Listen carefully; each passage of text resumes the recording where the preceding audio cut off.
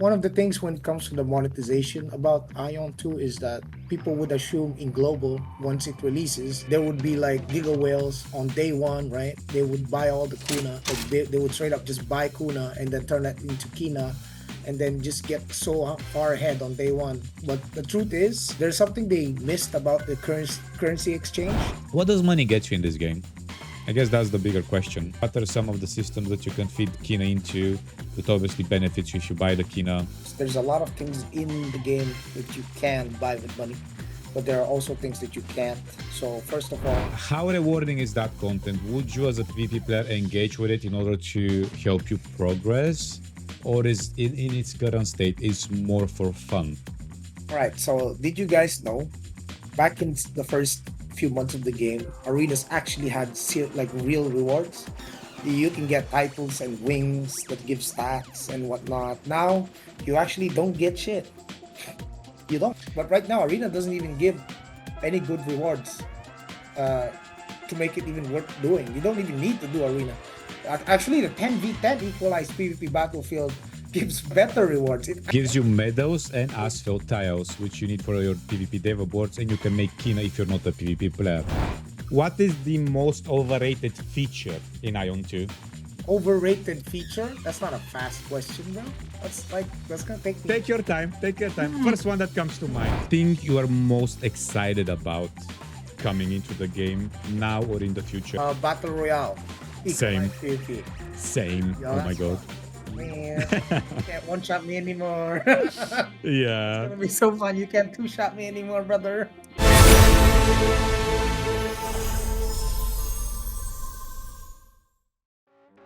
Joey, first of all, thank you for coming to the podcast. Certainly did not expect this, but I'm happy that you agreed to do this, especially in a moment in time where there's things happening and not so much related to the game, but within the community itself. Because the one thing I noticed with Ion 2, and even Throne Liberty before that, it's how diverged the community is on certain issues and topics, and the contrast of opinions you have on things that presented in a similar way in other games have made less of an impact, made less of an issue, but somehow the same things being present in this game specifically has managed to create such a divergence of opinions. But before we dive into this conversation, I would like you to present yourself to some of the viewers that may not know who you are or your type of content and your level of involvement in Ion 2. I guess that would give us a bit more of a context to, where these opinions come from. Joey, stage is yours. All right, so hey guys, I'm Joey, and I was primarily known as a Throne and Liberty content creator, but I'm completely an MMORPG focused content creator. So I'm also covering like Mr. Asilon here. He's also covering Ion 2. So we're here to showcase, like the talk about the facts and everything about the game. Just to give you a little perspective, I have played Endgame. I have been playing the game for at least 6 months. I did take a break for around 2 months from the game because of the changes that they made that I did not like. But after then, since I came back, everything got a lot way more better, like way better right now in the game. So just to give you a perspective, I was a competitive, so sort of like pushing for ranking kind of player in Ion 2. On season 2 is actually the highest, one of the highest rated assassins in all of Taiwan. I was commander in my server, and I was one of the top. I was at least a top 4 sin in the arena for the entirety of season 2, and for season 1, I was also pushing upwards from general. So I would have good perspective in terms of like if once we talk and dive into the PvP aspects of the game, how nuanced it is. Is it just all about like pay to win? Is there really like no skill in it, or is just all of these things we'll talk about later. But yeah, just a short intro so you guys understand like why we're here in the podcast right now.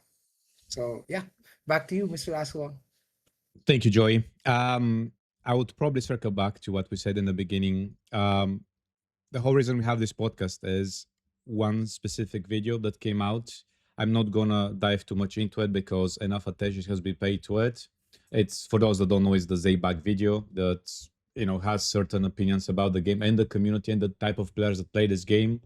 So I wanted to create this podcast to see what points are actually true, because he makes some points that are actually true, and I cannot hide that. Like, there are things he says that are actually true, but for the most part, there's things that not only on his video but generally in the community, whether from players like us or outside, have been mispresented or presented in such a way that's inaccurate, and that's hurtful in the sense of feedback that gets fed into the developers is not accurate, meaning the changes we want to see won't happen.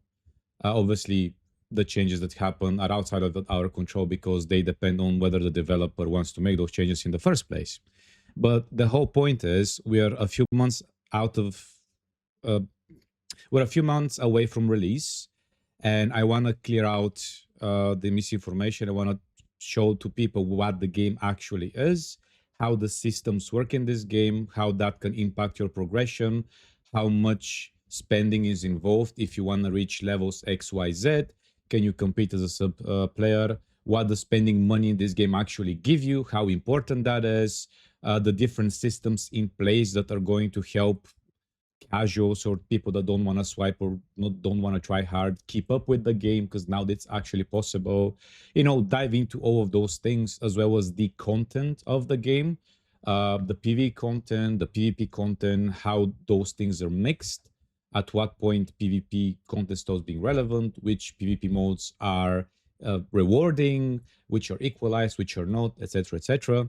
The other thing I want to mention is we recently got an update, which is the season 4 update, now known as chapter 1. And we've been 2 weeks into it, now going into the third week, and we're still missing a big part of the content that actually makes this patch exciting, such as for example, the Battle Royale with equalized gear, Sanctum Pandemonium, the trials, which are actually getting this week. So part of the content we won't be able to show you right now because it's not in the game, but we are going to talk a bit about it. Right, Joey. Recently, we had a letter from NC America that covers the business model of AION 2.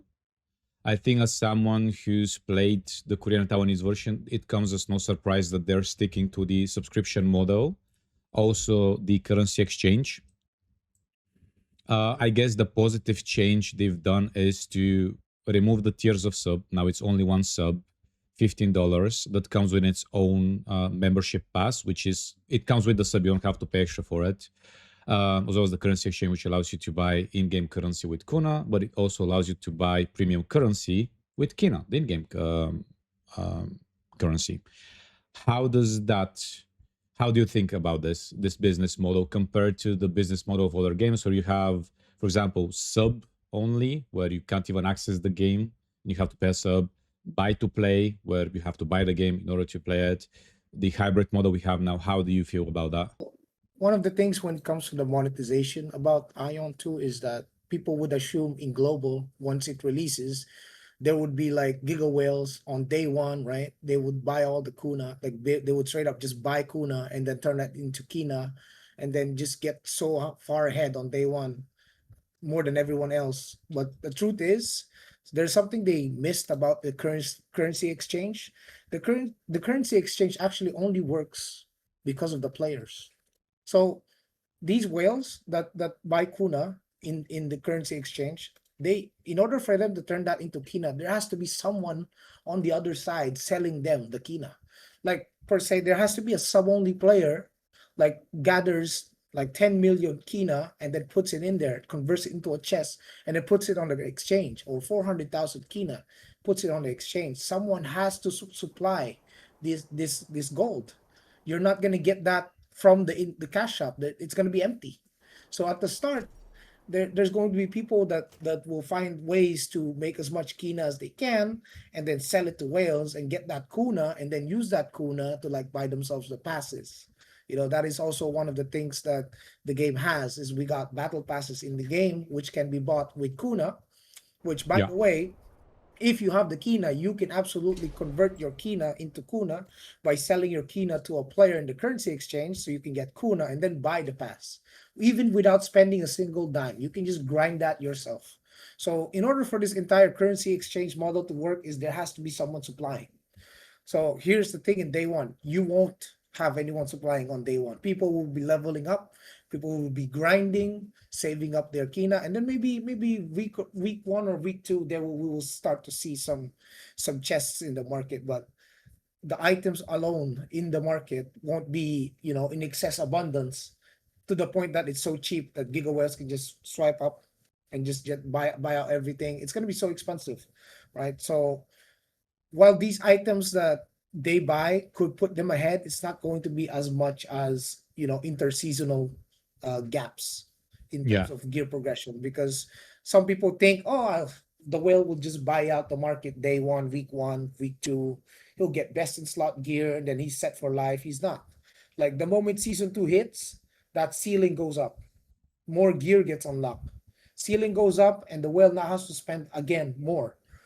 Meanwhile, the sub players constantly using that. If they take advantage of the opportunity to milk the whales by selling them, their Kina for Kuna, then they can also progress themselves. They can ride the wave that the whales make. So when the whales jump in the pond, they'll make a splash. And then, the sub only players can ride that splash and take advantage of it. But without the sub only players, the whales can't progress. They literally can't. Everything in the market, the player market that you can buy in the game, is supplied by someone else. So that's also one of the concerns I have for the early access release, right? They're going to have an Mm. early access server Yeah. where I believe there will be significantly less players playing that. I think the economy for actual release servers will be much better, because there we will have a lot of sub only players who don't want to pay for founder packs and will most likely just play. In majority of them, they will play on the release servers when it comes out. That those kinds of servers will have a lot healthier economy. And the early access servers, I don't know how long they plan to keep it like separated, because I don't think the early access servers economy will surpass the regular launch servers economy, due to the excess amount of players that, launch servers Yeah. would have. This has happened in Throne as well. Like the early launch servers, they tend to die faster than the like the regular launch servers, because the regular launch servers had a lot more, free to play players than, of course, the early access players. So they eventually, the early access players, after some time, they were able to transfer over the legacy ones. But it came there came updates where the game has had to, allow the launch servers to catch up first Yeah. to the early access before they did that.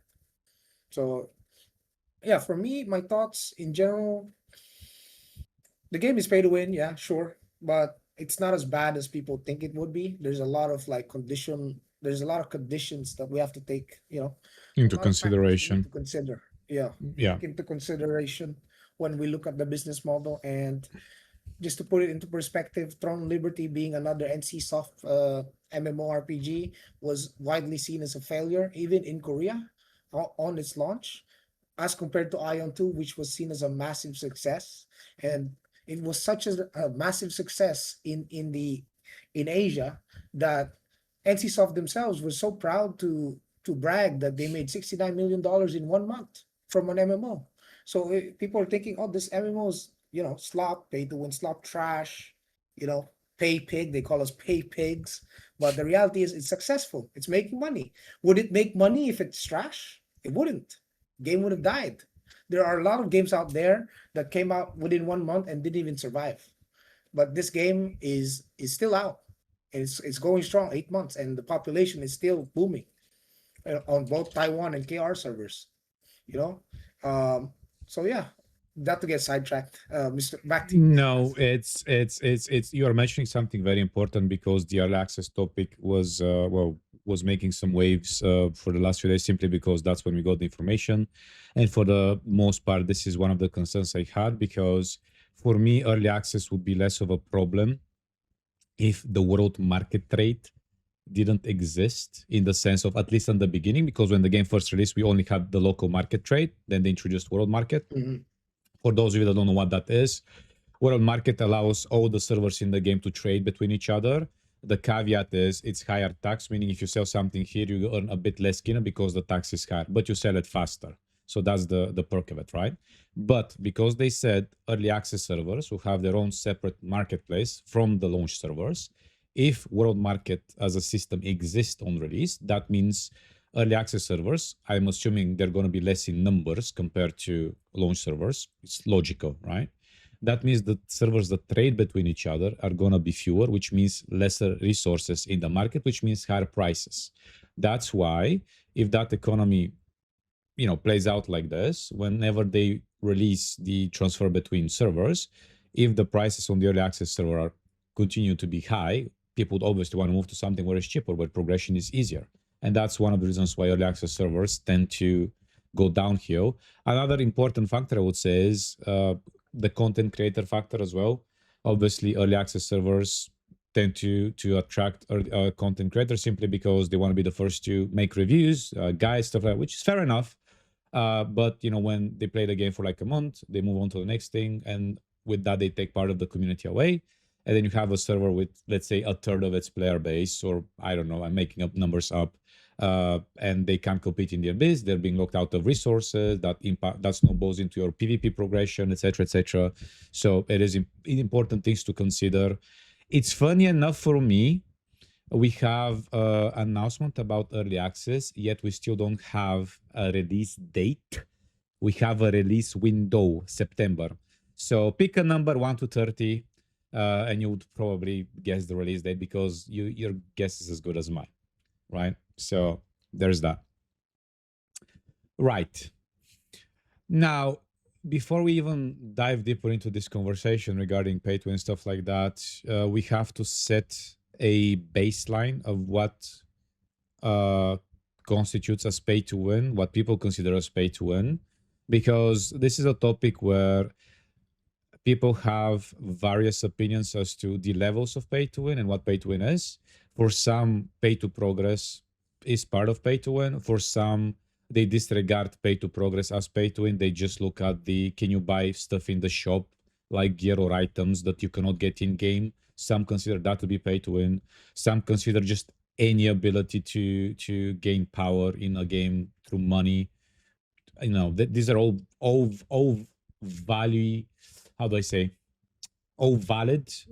Descriptions of it. Where do you stand, Joey? Where is your understanding of what pay to win is, for example, just so that we know what our baseline for comparison is? For me, my understanding of pay to win is if you can acquire a specific amount of gear through money that you can never acquire in game. So if it's something that you can grind, then to me it's like pay to progress faster. Because eventually even the sub only crowds will be able to acquire that gear through time. That would be classified for me that kind of sort of quote unquote pay to win for other people, where you can just buy gear in the market from other players and Yeah. it would allow you to progress faster. So it's just pay to progress faster, but not the same on the category where I actually describe pay to win as I can buy certain item in the market, but it's only in the market and you can't get it without paying. Like it's item behind paywall. That's kind of pay to win. That's the kind of pay to win that I know for me, by definition, is actually winning. The I Whereas event, uh, Yeah. you got items in the market that other people are selling, which can be acquired, which can also be farmed or grinded over time.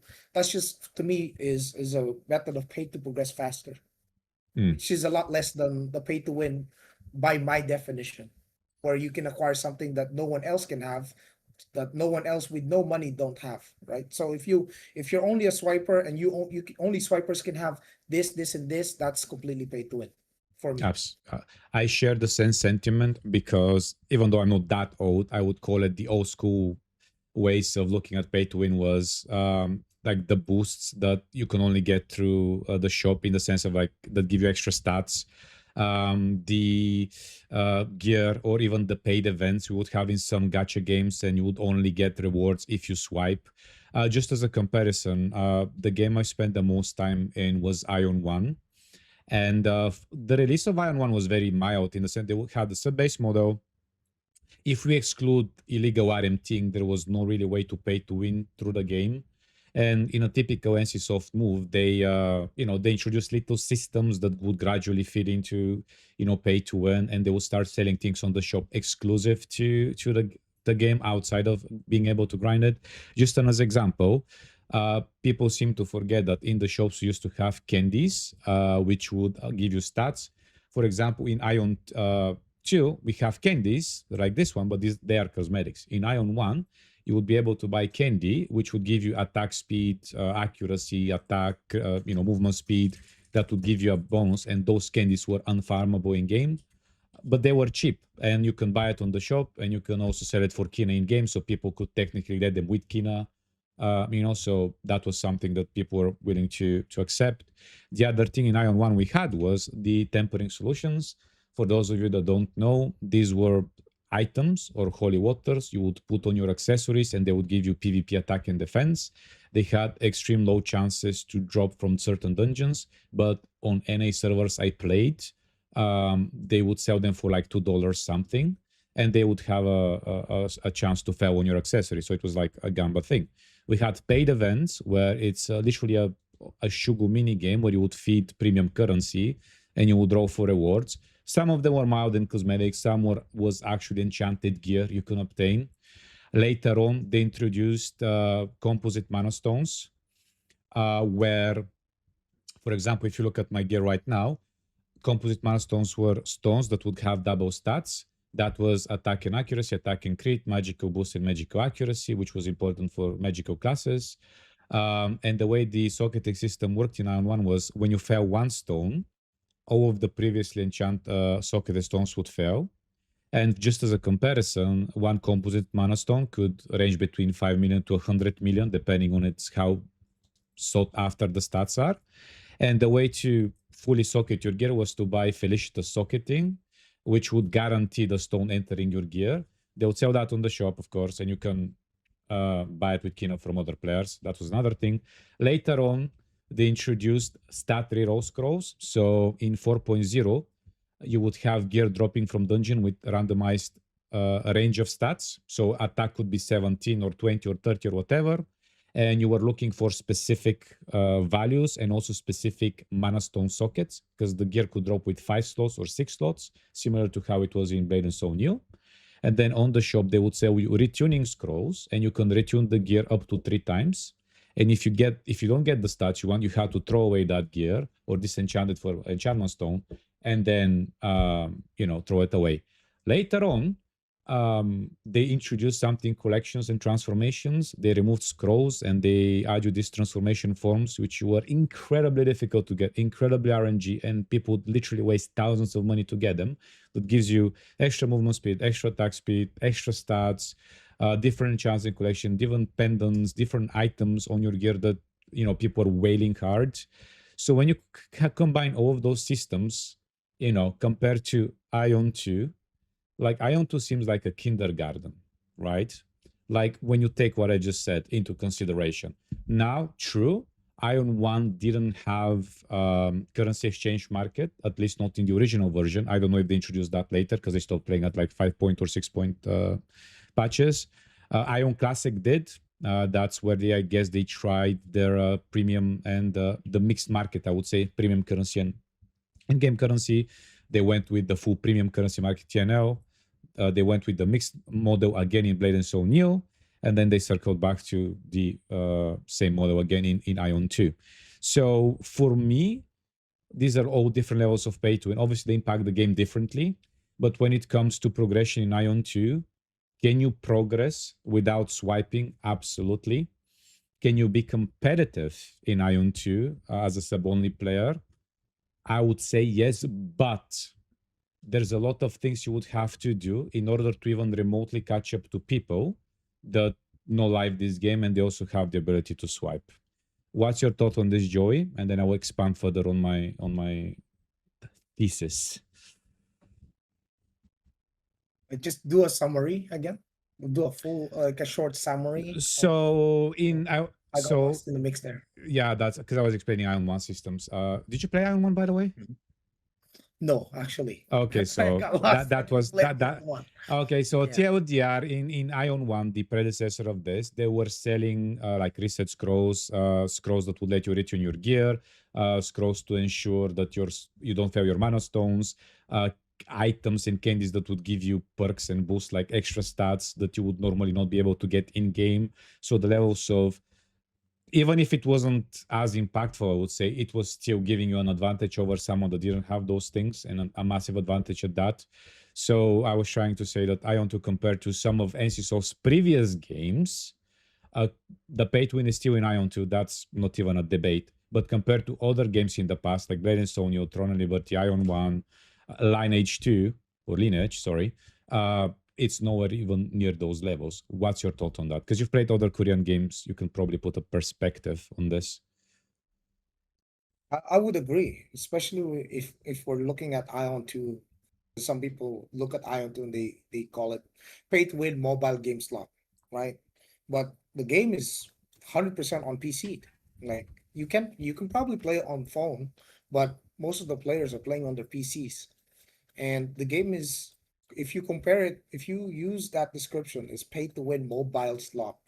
This game is significantly less pay to win than a mobile game. If you're playing mobile games in Asia, you got games like MU, games like Mir 4, all of these games, super pay to win, like straight up, just raw power. Like you would have people that can take on, in these mobile games, you have people that can take on entire guilds, wipe them all out as one dude with just his wallet. But in IoT, you can't do that. Like I'm sure someone would have referenced a clip of like a Korean guy at day one who was Hmm. 1v15ing, which was actually like two of them, one cleric supporting him, and his class being glad having an extra skill for invulnerability so they can survive the 15 dudes. And the 15 people that they were fighting were actually like gearlets or not even full max level players, or not even, they're all wearing trash gear. And that early on, that guy has the advantage, but that's not even a thing anymore right now. Like, at best, you'd be lucky in the current state of IoT, you'd be lucky to 1v5. Three solid sub only dudes who have been grinding since day one is enough to kill a whale right now. Just have the right party comp, you can. And the right class as well. It's my, yeah, and the right classes. In my experience, I've experienced that multiple times where we've seen giga whales fall.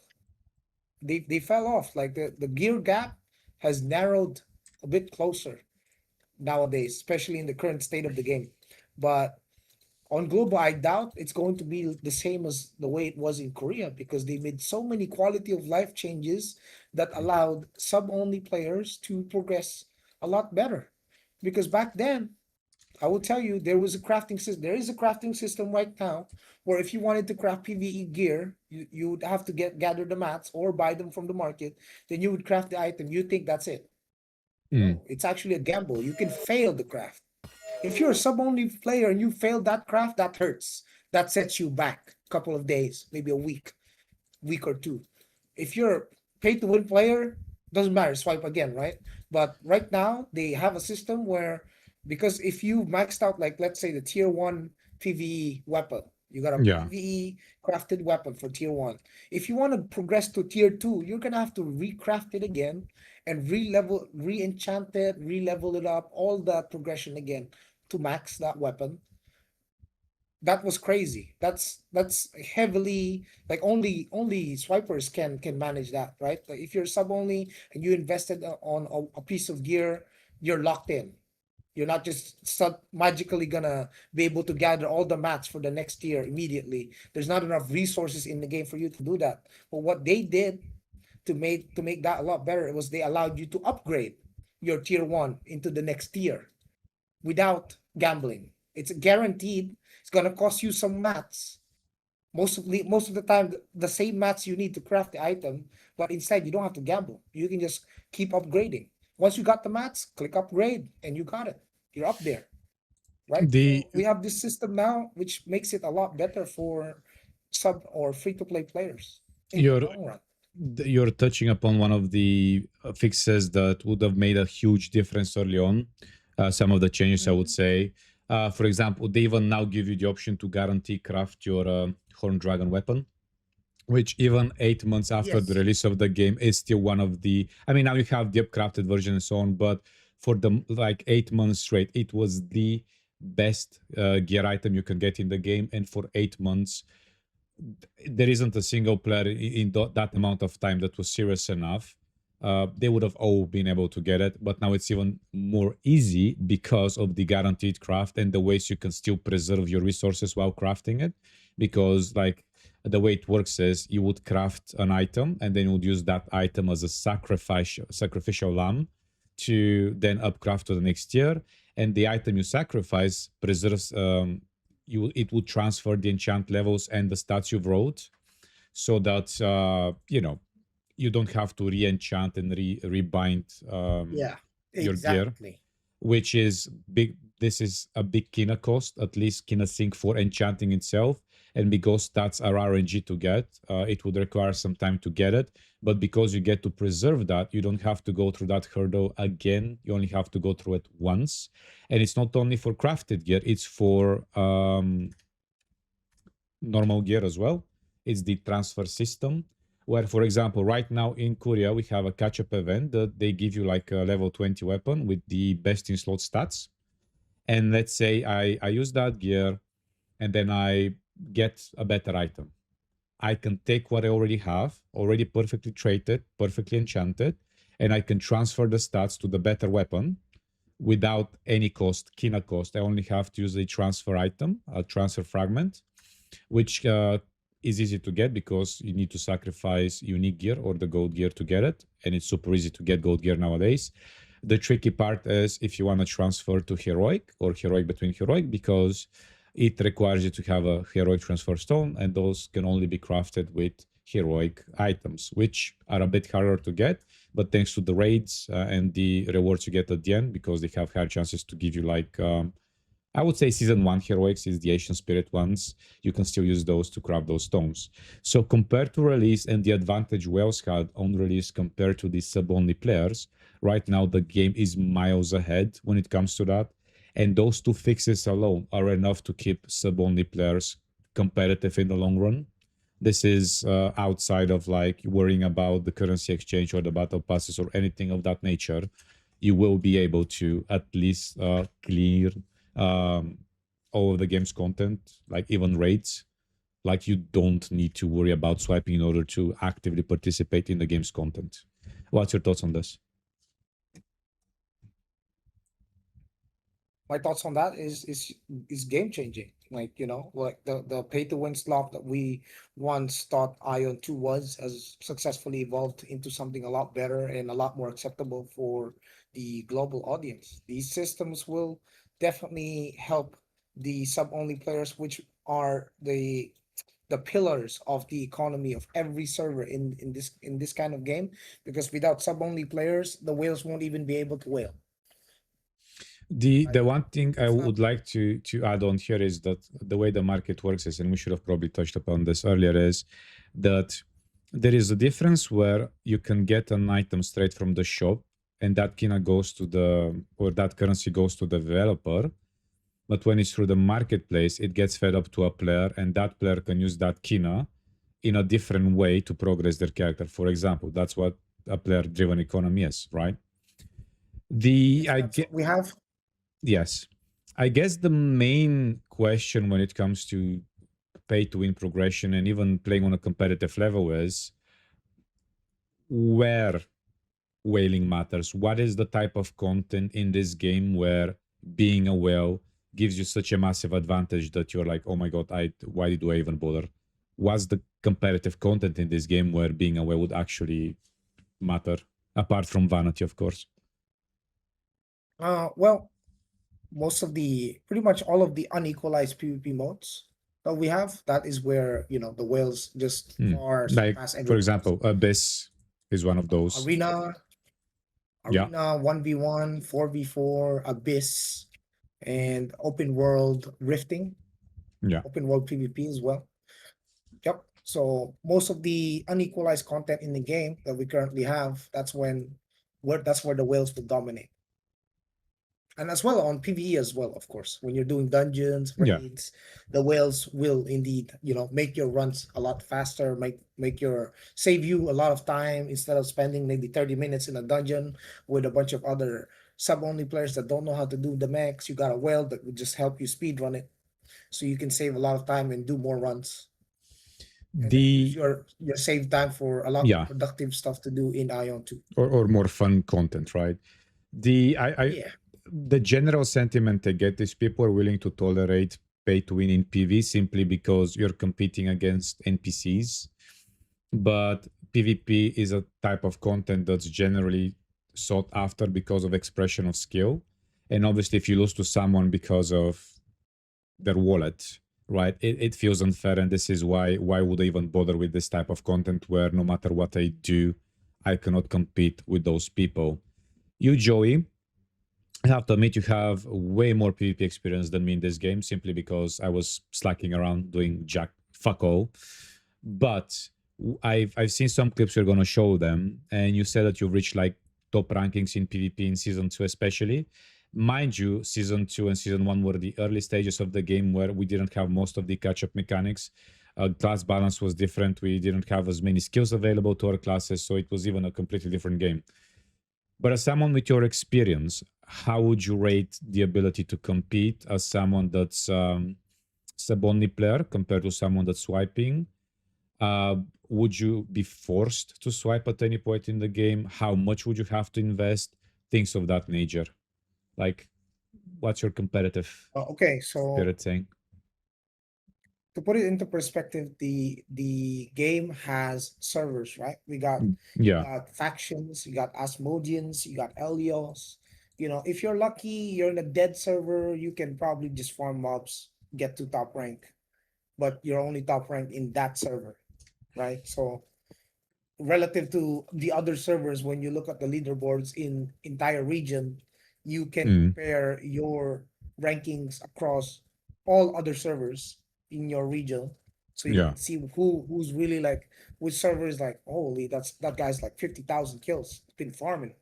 Some servers, they will be easy where you can just grind. If you are, let's say you found like a very least low pop server, you can just farm mobs or bots, then you can, with time, grind to top 10 easy, right? But if you're in a competitive server where you literally have thousands of people fighting every single day, right? You got the top 30 of the entire leaderboard in your abyss, everyone wailing. How do you see yourself as competing in that sense, right? With just time, because most of the time these people at the top 30, they all have pilots. They either have pilots, and they're willing. So just time alone is not going to be enough. And you in order for people to climb in these competitive servers, they need to be able to kill higher ranked players, people that are stronger. They need to be able to fight people that are, and in order for that to happen, you need to also reach almost the same level of gear as them, right? You cannot be a gearlet.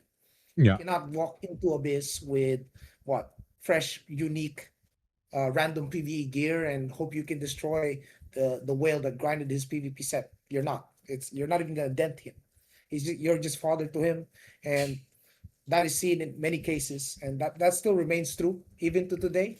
So, in terms of like the abyss in the sub only versus like the swipers, right now, if you group up as a party, even if you're sub only, if you have reached a certain threshold, even as a sub only player without spending a lot of money, you can kill whales, but you probably won't 1v1 them, right? You'll need a group. well, But this is a nice segment to one of the clips you were showing me, Mr. Joy fighting a whale. That was one of the whales, right? Martial Ranger, for example. yeah, give or take, he's still a lot more geared than me, but the threshold because the gear gap in Ion 2 is very relative, right? It's Yeah. relative to you and your enemy. So if you're a sub only player, let's say you have a starter PvE set, and the guy you're fighting absolutely destroyed you, does that mean he's a whale? No. Maybe he's a sub only player that played earlier than you or grinded more than you, and he's got better gear than you because of it. or better That doesn't optimized mean he's a stats. whale. I His build, his gearing, his setup is just better because he grinded more or he played, earlier and you started late. yeah, People would think that, oh, I got destroyed. It's probably a whale. But it's most of these things, you have to check the character that you fought, the person you fought. You have to look him up, check his gear, compare your gear to his. Then you can tell, oh, this guy is a whale. Oh, he's not. He's around my level, but a lot stronger. I mean, this is So in the this game, yeah, I just want to say that this is one of the frustrations is that the way the stats work is you have to reach a certain threshold before you can even do something to a certain person. That's why, for example, with my chanter, which is at around 500,000 combat power, if I go to the abyss and I fight people that, around my level, like even actually 100k lesser, I can probably tank 4 or 5 people at the same time without even sweating an eye, without using shields, simply because that's how stats work in this game. So if you want to really be able to do something in PvP, you have to have your arcanas optimized. You have to have the correct rolls on your gear, like endurance, smite, attack, with accuracy, whatever it is, right? CC chance, because CC is very important in this game. It's like a CC burst type of thing. If you don't CC them, you kind of die. It's things of this nature. And for example, we are watching you on your ranger. What combat power is your ranger at that point? I think you showed it at the beginning. Let me have a look. yeah, you can check it on the start of the clip. Start of the clip. You can just pause it at the start. So Yeah. when we fight, yeah, keep playing it. Yeah. No, keep playing it, and then you'll see. Yeah, there you can pause it right there. The enemy ranger's item level is 5,833. Right, I have the link in the description. You can look up his character. You can look up my character too, and you can compare our stats and our gears. He's got better gear, but does that mean he automatically wins? Like I have the link there. You can just copy paste it. Just Yeah, yeah, on the browser. yeah. That's what I'm doing. Yeah, yeah. Because of the delay. Mhm. Yeah. You can see that the guy is more geared than me. But is he like Giga Whale? No, he's geared enough that he's above me, right? But my gear threshold is closer to him. Whereas if I fought like someone that's full heroic PvP gear, I won't even dent him. You would There are blink and you'll be relative. dead. Yeah. I would blink, I would die instantly, right? But this guy, if you can check his gear, you can translate the page also, so you can see his setup. And I saw that his gear, right, while it might be better than me, it's still better than me in terms of the PvP set, because there's a PvE preset and there's a PvP preset. You can compare the PvP preset. The Yeah. PvP score, which is the purple number on the screen, actually dictates how optimized your PvP set is. So the higher your score, that means the better the optimized build or the higher, Yeah. stronger your character is in PvP. So this score is derived from a number of factors where such as like which gold enchant are you using? They give more points based on like if Mana are you stones running and like yeah. the yeah, exactly, the mana stones, the how many heroic PvP pieces do you have? For in this case, fighting this ranger, he is stronger than me, but I can still beat him, right? So it's not completely impossible, but you have to understand there are thresholds to it. So if you fight someone that's like 1,000 item power more than you, obviously you're gonna get destroyed. That's I just have how it is. I have another. The second clip you sent me was against the General Templar. That fight was a bit more Mhm. interesting because it lasted longer, and you can kind of see what's happening. But yeah, same thing here. I would imagine similar thresholds, but you actually managed to outplay him here. Because for the for the Yeah. longest part, your HP was like going down, but you managed to life leech and then just keep your distance. Yeah. So I'm trying to save my cooldowns to create gaps. As you can see, the guy barely takes damage, bro. He's full HP, man. Yeah, Every yeah, time he yeah. drops to 70%, he gets back his HP. Then in this case, I just have to like play my life, wait for his cooldowns to go down, and then pop my burst. That's when I put all in. When the moment his cooldowns went down, that's when he started becoming vulnerable. So if I was just eating hits from this guy left and right, I would have died already within 5 seconds. That same person would have killed me within 5 seconds if I stood there and allowed him to hit me. Right. The other thing So is I see a lot of people wasting burst skills and CC abilities in other people's blocks, especially if they're fighting melee classes.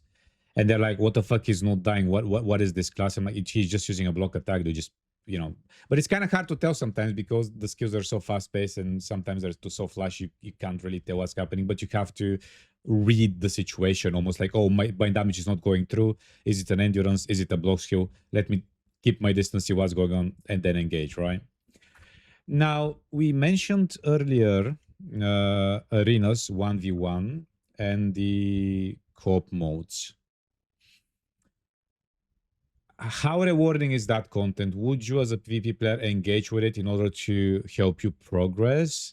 Or is in its current state is more for fun?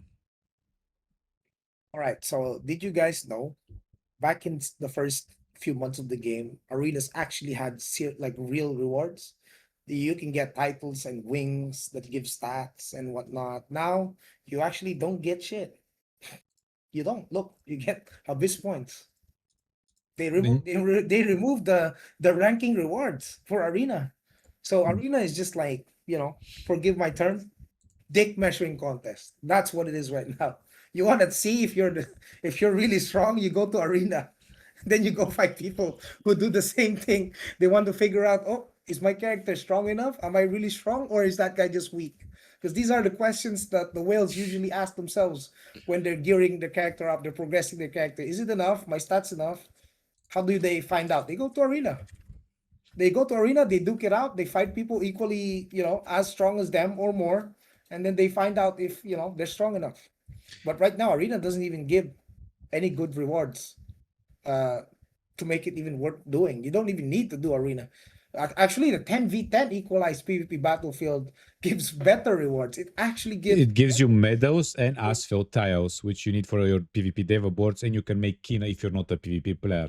So the equalized PvP modes reward you more, and this is something you would want to do as opposed to the currently unequalized modes in the sense of the instance content, right? Because we're still as of the date of recording this podcast, we're still missing the battle royale, which is a free for all 100 people like they get dropped on a map PUBG style. So I'm actually, this is the piece of content I'm actually most excited about in this season. Not gonna lie, I hope they deliver. And then I think this week we are getting the Rift changes because it's like 300 versus 300 map. Do you know anything about this? It's in the patch notes, um, or we still don't have more information about that. Let me open it up here. I guess later when the maintenance starts.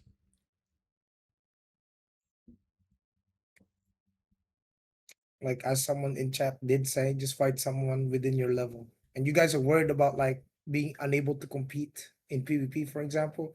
Brother, that's 1% of the player base. You're fighting 1% of players that you'll never beat. But the other 99% you'll probably be able to have fun with, right? Okay, you're someone that's been very active in the abyss, right? How Mhm. often are you encountering those top players that are like, giga whales, completely unkillable?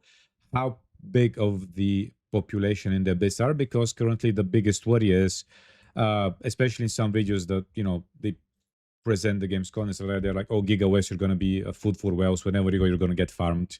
In the abyss, for example, how often are you going to meet those whales? Not to Probably one the in 100. 1 in 100.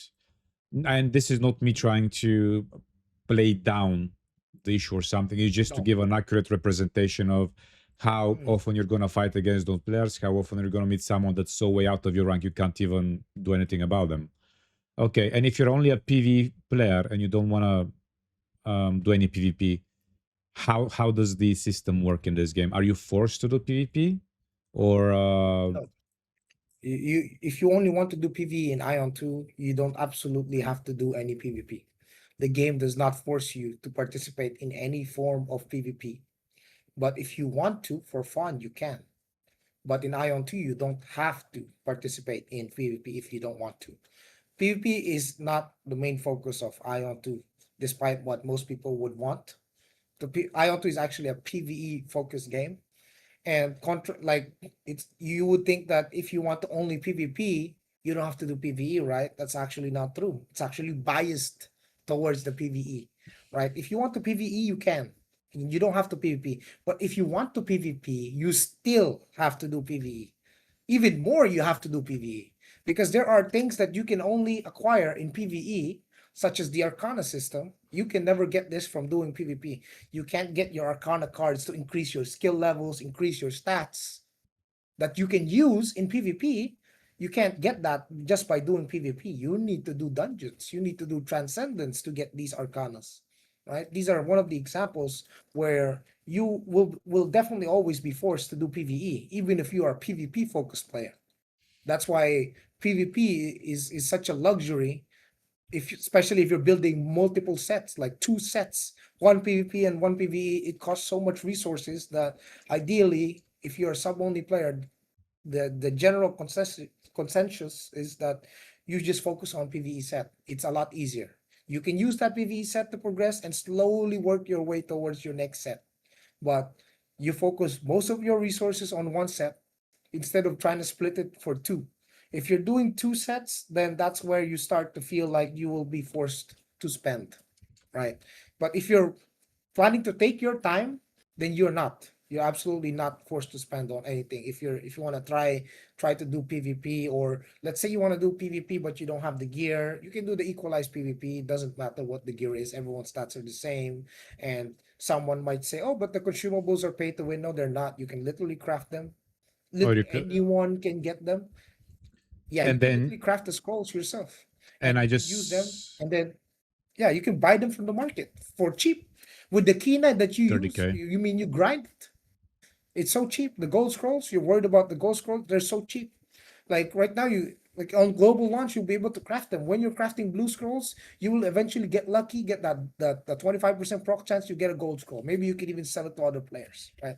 So all of these things that are available in the equalized PvP game mode, they're within everyone's reach, right? So there's nothing that only whales have. So The if someone was to say the let's say, like for example, there's a scroll called the Battle Enhanced scroll that gives you damage boost and tolerance. You can yeah, get this from in-game events. Ion 2 has in-game events. When you participate in it, they give you a bunch of these scrolls. Heck, you can even get it from Hidden Cube at some point. There was an event. I think I opened some hidden cubes in the open world exploring, and I got some of these scrolls and just collect them, you yeah. you could definitely acquire them outside of like paying. So I don't see what the problem is there other than The yeah. I just wanted to add that the type of content is like there is a little bit for content for every type of player. Like the if you want just chill farm and just to do some dungeons, get resources, you have your conquest dungeons. If you want something more challenging, you have your transcendence and now the trial dungeons that are coming this week. If you want raid content, you have the sanctuary raid content, with chalice of Moscow being the currently the hardest content. We're getting a fourth raid this season as well. If you want open world PvP, you have the Abyss and Rifting. Rifting is getting changed, I think, this week. They're gonna add cams where you attack and defense, so there's more incentive to do Rifting because currently we have the flag-based system, which prevents whales to farm people who just want to roam in open world and progress their characters, because that's what happened on the release of the game. We had open PvP was enabled and people do Rifting. Rifting was associated with progressing your character, doing like strongholds and CO dungeons, which would give you some stats and perks. And people would come those entrances and people would be gate kept from, which was annoying for them. And this is why they put the system in place. But that caused other issues for PvP players because people stopped flagging for PvP. And with the upcoming changes, I'm hoping that that's gonna revitalize this PvP mode. And also, if you're someone that's interested in PvP, but you don't wanna whale, if you don't wanna spend money, if you don't wanna spend time getting your PvP gear sorted, and you just wanna chill on PvE, but you want some mix of PvP action, you have your battlefield, which is like your group content PvP, and also you have a solo mode like the battle royale, again with equalized stats and what have you to take part in that. So there's a little bit of everything. Also, I want to say that there's a bunch of content still missing in the game that's planned for season 4, which is your naval legion content, where you build a boat with your legion and you go on island for some resource. I don't know how exactly that would pay out. We're missing like some extra life skinning like fishing, the 2 new zones like Sanctum and Pandemonium. Half of the maps are still locked because we're early in the patch, for example. We're missing out on sieges because they said that they're bringing back sieges. Things of this, and the challenge dungeons we're actually getting this week. So I like to see there is a wide variety of content for pretty much every type of player, and only a small fraction of that actually negatively impacts you as well, as a normal player compared to competing against the whale. I don't want to mitigate that issue. Whaling in PvP in the Abyss does have a negative impact as a snowball effect, which me and Joe actually discussed before this podcast. And this relates to how fast you can progress in this game when you juice up your character early on, especially for PvP.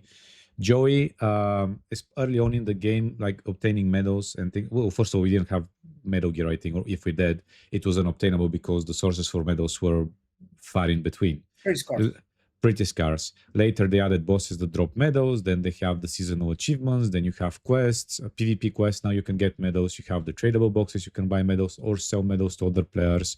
The sources of medals are much, much greater now so that you can get them. However, what you said earlier on is the snowball effect, and I would leave you to it to explain it in your words because I don't want to take from what you said before this. Uh, Oh, okay. So I was explaining in our combo conversation before the podcast to ask on how difficult it is to acquire PvP gear, especially with the medals, is that you're not, especially from the perspective of someone that's like sub only, right? You're going to spend what, a couple of hours a day doing PvP. You're basically competing. You're wondering why some of these giga whales got insane amounts of PvP gear. These guys have three pilots, and I've said this before. They have like three dudes that play on their character. The character never sleeps.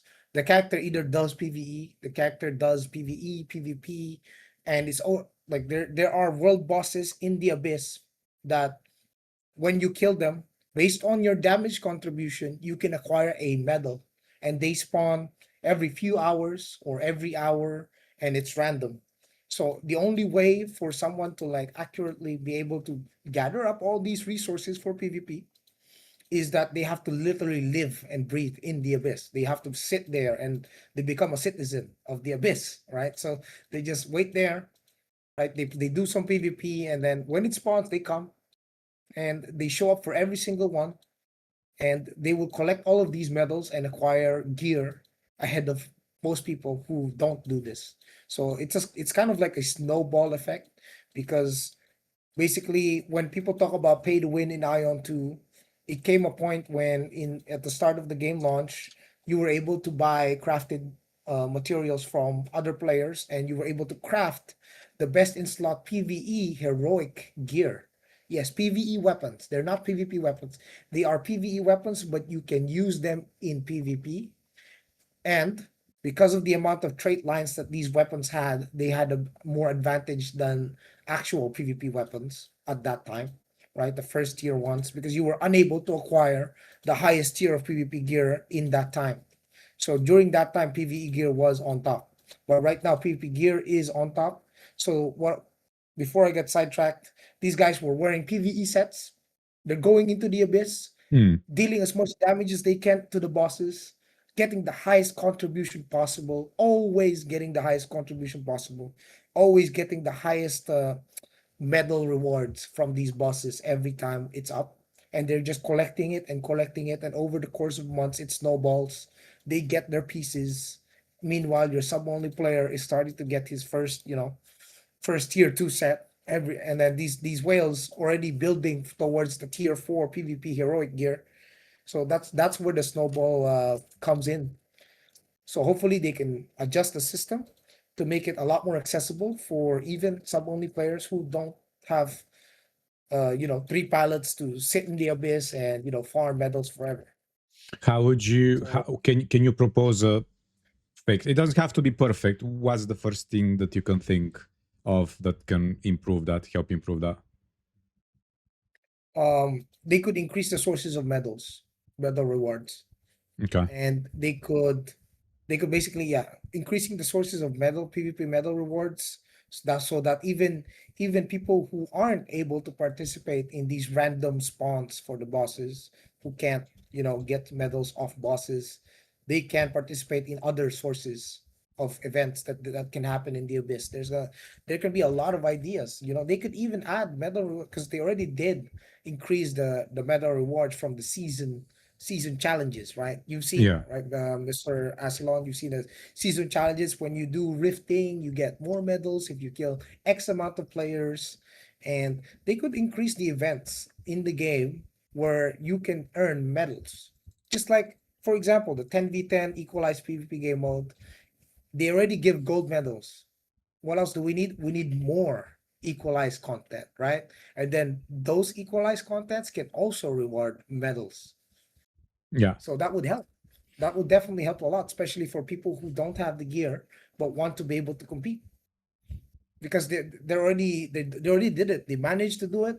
Equalized PvP, it's in the game. We just need more. Just need more of them.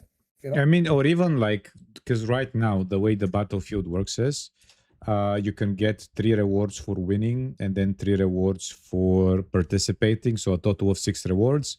Participation rewards are 2 silver medals, which means total of 6, and then you get 6 gold medals to win, and what is this? 90 asphalt traces, which is like what, 9 attempts to craft them. I don't know how many, but I think yeah, 90 attempts, 9 attempts to craft those, because it's RNG whether you succeed or not. And after that, you can still do the battlefield, but you're not really winning anything in it. And my worry about the battle royale is that if it follows a similar reward structure, like, people will do it only X amount of time per week, and then obviously the queue windows will be harder to get into, because less people will be queuing because they would have done the rewards. They would be technically wasting time, as opposed to instead of farming dungeons or something else to progress their characters. So if they could give us more in the sense of more victory rewards, instead of 3, make it 10. Like, this is an actual fun PvP mode people are going to participate in. Even I have friends, they have like multiple characters. They just queue to have fun with their outs, just to see how a maxed out Templar would perform, right? How a maxed out Gladiator would perform. How does a Ranger feel before they even commit fully on that character? This is one of the beauty about equalized gear content, that you can fully test out the character before you commit to it, and then you spend hundreds of hours playing it and leveling it up on your own. Um, the To segue away from this, probably not the best way segue, but what does money get you in this game? I guess that's the bigger question. How much money buys you an advantage? What are some of the systems that you can feed Kinah into that obviously benefits you if you buy the Kinah? How much of an actual playtime you have to invest in the game, plus make using money? For example, we have systems like Arcana and USTOs and stuff like that. How much Kinah or money boosts you in this game? If that I can ask that. So this question is, there's a lot of things in the game that you can buy with money, but there are also things that you can't. So first of all, with money, you have access to the market, right? You buy your sub, you get full access to the market. You can buy from other players, and this Mm. will fuel 90% of any of your Kina spendings in the game. Without access to the market, without being able to buy from other players, you're actually not able to do much with money in the game, aside from enhance your own gear, right? And progress your character. That's like 10% of it. The I rest w- of it is you acquiring resources from other players that you can use to progress your character. I want to stop you right here for a sec. I'm showing right now on my stream. In the last, I don't know, a week or two, I think 2 weeks, through the market alone, I've made 323 million Kina. Right now, Horn Dragon weapons sell for around this Kina. And Horn Dragon is like close to best in slot weapons because we have the higher tier which you can upcraft.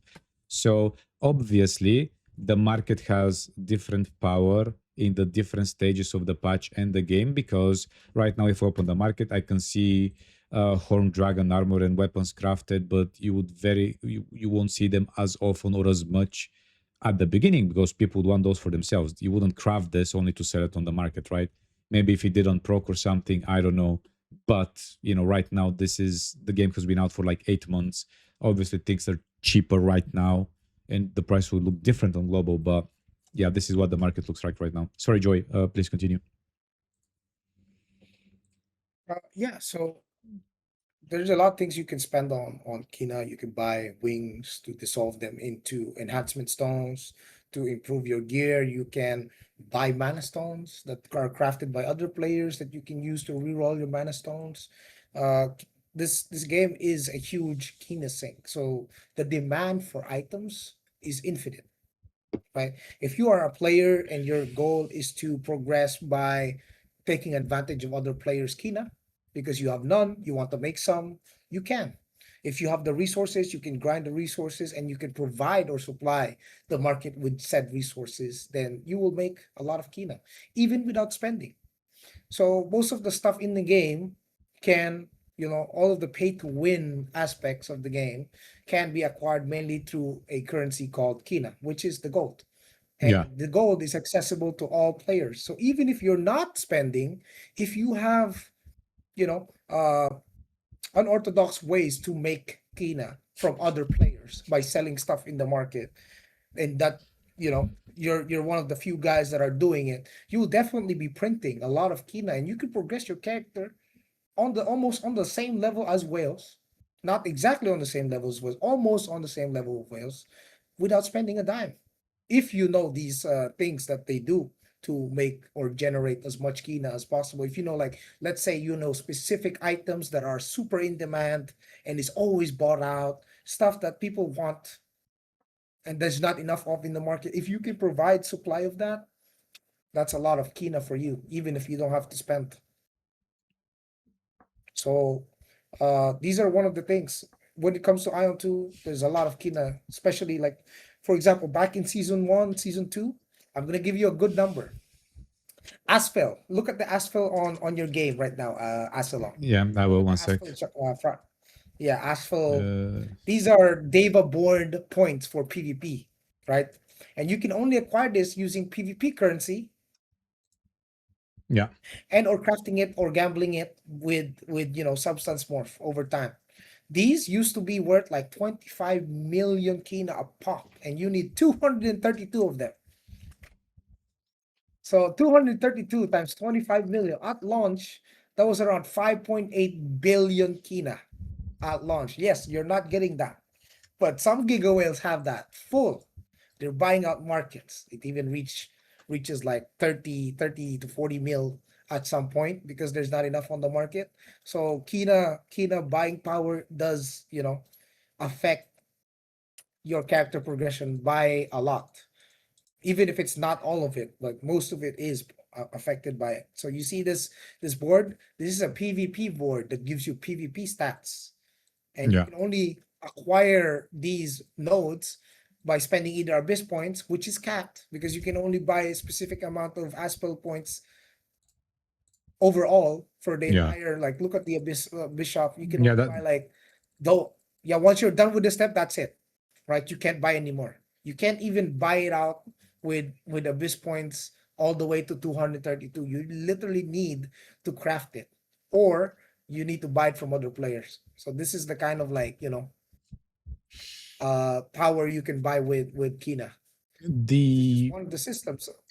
I just want to mention here that obviously at release, the sources for this were fewer as well because Mhm. obviously now even with the battlefield, that's like 9 extra attempts to craft them, and if you have and you can queue with the battlefield with other characters as well, you don't even need any gear with that. You just need to win. And let's say if you have 5 or 6 characters, that's like a lot of attempts to craft it, and you can trade that to your main character. Maybe that's one way to use outs outside of using for corridors or extension trails, for example. Could that be the way? Possibly. If you really want to try hard, you can get those like that. But yeah, early on, especially early on, like can boost your character in that regard quite a bit. What about the other systems? We have okay, so we have you can buy gear, you can enchant it, and you can socket it. Obviously, sub only players can do that as well. It's not like an exclusive paid system, right? Because it uses in-game gold. But what else? What other system we have? The Arcanos we mentioned earlier, right? Can that be influenced by spending money? Nope. The Arcana system, you have to do transcendence runs. You need to do dungeons to acquire these. There's no source of these cards from anywhere other than PvE. So you can't buy them. You have to play the game for the Arcana. And this Arcana system is also like Lost Arcs. So they also have a similar system Mm. where in Lost Ark you have these cards where you need to, upgrade them. They give you stats. They improve the level of your skills. Some of you are wondering, like when they're playing the game right now, why can't I level up one of my skills to 16? I've maxed out my Daeva board. Well, you can get the rest from Arcanas, right? So the Arcanas allow you to reach like level 16 on your skill levels for your skills. So Arcana system being one of the systems where you can't really pay to win. Then you have Daeva boards like Marchutan and USTL. You can show it, Yeah, Asilon. yeah, yeah. We got Davanian boards as well. These two Daeva boards give you also a huge amount of stats and combat power, and you can't really pay to win them. You have to grind them. You have to do dungeons to get them. So PvE is is mandatory even if you want to PvP, right? It's So also worth mentioning here that the asset that we said that they give you PvP specific stats. One of the most important ones would obviously be like things like PvP accuracy, status effect shot, status effect resist. But the stats from Marchton and Ustia, which is like weapon damage tolerance, weapon damage boost, especially those two are very PvP specific. They don't work in PvE, right? They're a PvP specific stat. Ustio, like you have attack increase, which applies in PvP as well, PV as well, right? You have your defense increase, similar thing, perfect resist, perfect chance. All of these stats would also apply in PvP. So Asphalt board is one, two, three, four, five, six, seven, eight, 1/8 of the power you can buy with the Daeva board straight from the market, right? Okay. yeah, Then we perhaps one of the most important systems in this game, especially early on, which people I would advise to focus on, is the Pets Genus Insight system, because this is where your characters get a fair amount of the combat power and their stats. You can have a preset for PvP and PvE because the stats you need vary. Again, can you pay to win this?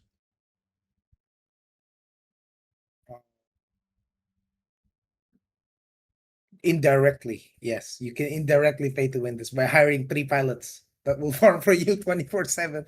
Yeah, these things, this system actually is a grind system where you kill mobs, and then for a specific type of mob that belongs into a category, if you kill that type of mob, you get a certain crystal aligned for that category. For example, on the screen of Mr. Asilon, we can see that we are looking at the genus insight for Farah. Farah is a category of pets, of mobs that you can farm, and they would drop Farah crystals, which you will then use as a currency to re-roll these stats until you acquire stats that you want for your class or your build. But generally, this is the kind of stuff that you need to grind. So you can't, quote unquote, buy enough of these currency to max out everything. It's still a grind. It's still a full grind thing that you're going to have to do, especially on day one. This is a Mm. massive stat boost, and it also improves your combat power as well. So there will be players wondering why does that guy hit harder than me? His gear is the same as me, but this is most likely why they got the Genus Insights maxed out, or they got better stat rolls. The Genus Insight gives a lot of stats for your character. So if you're wondering, I'm how showcasing to some of the slots, for example, like different slots have different type of stats, and you roll them. The just want to add here that originally the only way to get those crystals is like Joey says, farming mobs. But since then, because people complained, I don't want to be mindlessly farming mobs. If I wanted that, I would be playing other games, right? But they added them as rewards to dailies, to the PvP quests as well. On top of, they added a special dungeon, part of the daily dungeon rotation, where it rewards you a fuck ton of crystals, and especially get like quite a lot of runs per week. And if you stack them, you do them. You can get extra if you're a sub player, and then that's how most people would level them up if they're casually playing. If you really are going to go hard on release, you are probably going to end up farming mobs as well, because this is very important to sort out as quickly as possible. Because even if you don't have like the best gear, or like if you have medium gear or whatnot, having the right soul binds and the right stats on your genus will significantly improve the way your character plays. It's also worth mentioning that genus insight is shared across your characters. So, if when you make a new character, that progression won't get lost, so that you can, continue from there as well. So, again, right. Is there anything else you would like to add to that, Joy? Probably the mana stone system. Yeah. Have you ever gotten out with your friends, out on a night, just wanted to go to a casino, pull up with like $1,000 in your wallet, just hit the slot machine? That's Yeah. the mana stone system right there. All you have to do is press F, and then you get four random stats. Depending I'll, on how many slots your mana okay. stones are for your gear, I'll bite one for you that. can Like, pre-roll. let's go. Yeah, and you do this. Fuck. Yeah, yeah.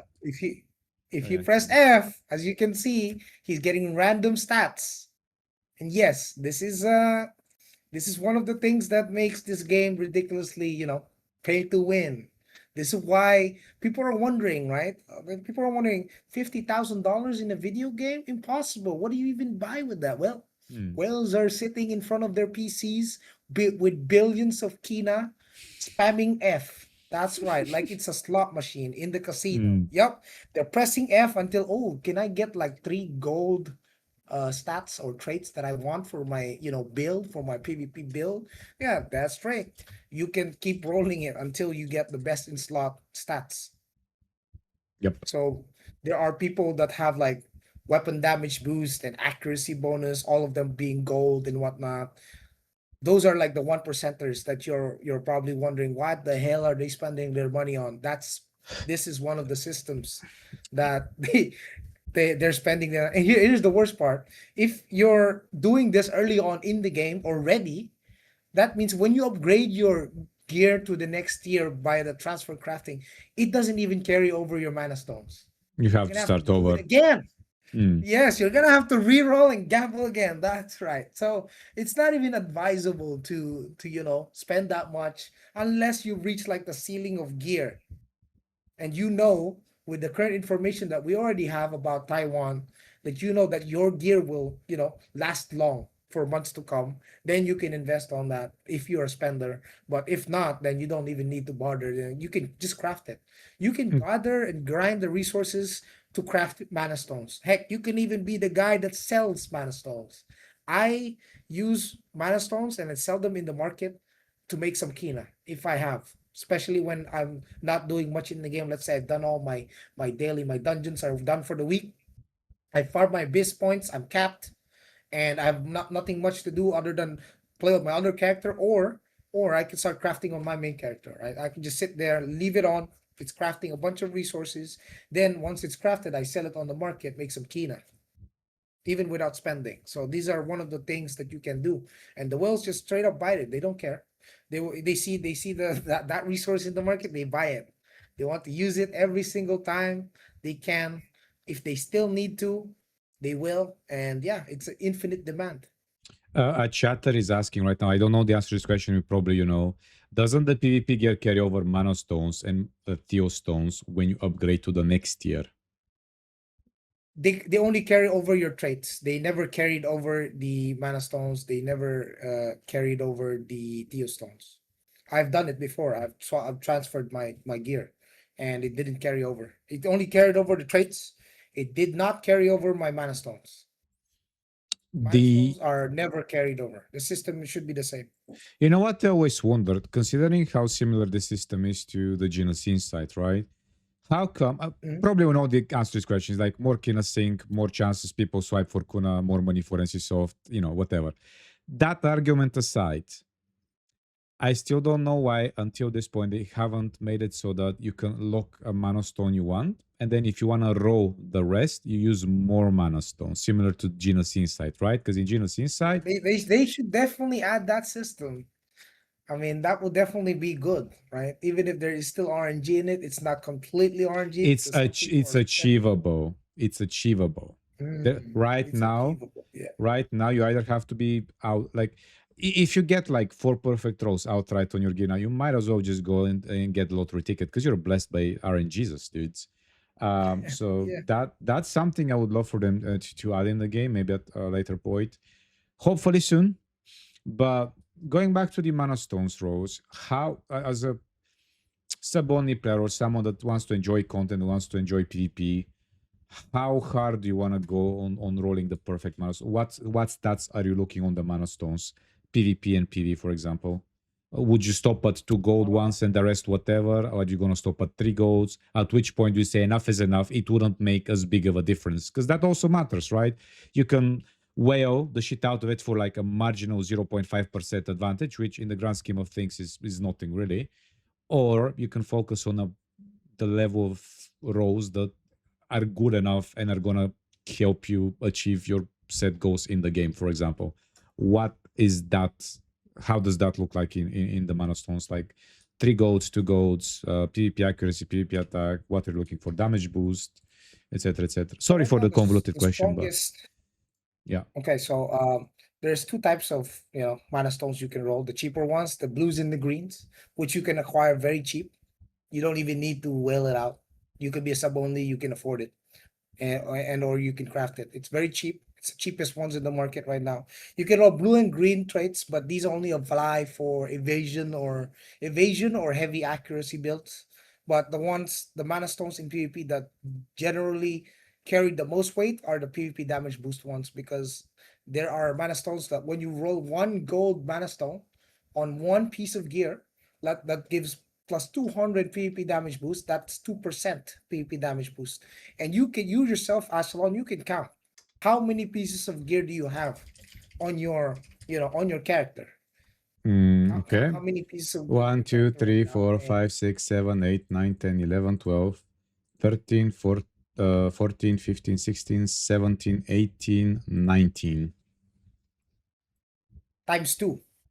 That's how much percentage of power you can acquire just from rolling PvP damage boost on each and every single one of these items. That's You can get over insane. around 36%, 36% roughly percent more PvP damage just Hmm. by rolling these stones. So yeah, these stones they cost the most, right? They're very expensive, especially the ones for accuracy. You can look up in the market and show them how much these stones cost, Asalon, so they can have an idea. Like PvP for ones, or example, I mean, that's how I yeah, made the the big. PvP ones. This is a part like before the new matchmaking. I was the PvP milestones were selling for like what, almost a million. Right now they are like Mhm. 650, 760. I would farm a bit Yeah, look at stones. the relative price. Look Yeah, at the relative price of the superior mana stones compared to the intermediate ones. The intermediate ones are the blues and the greens 10 that I've times been less. talking about just previously that were 10 times cheaper.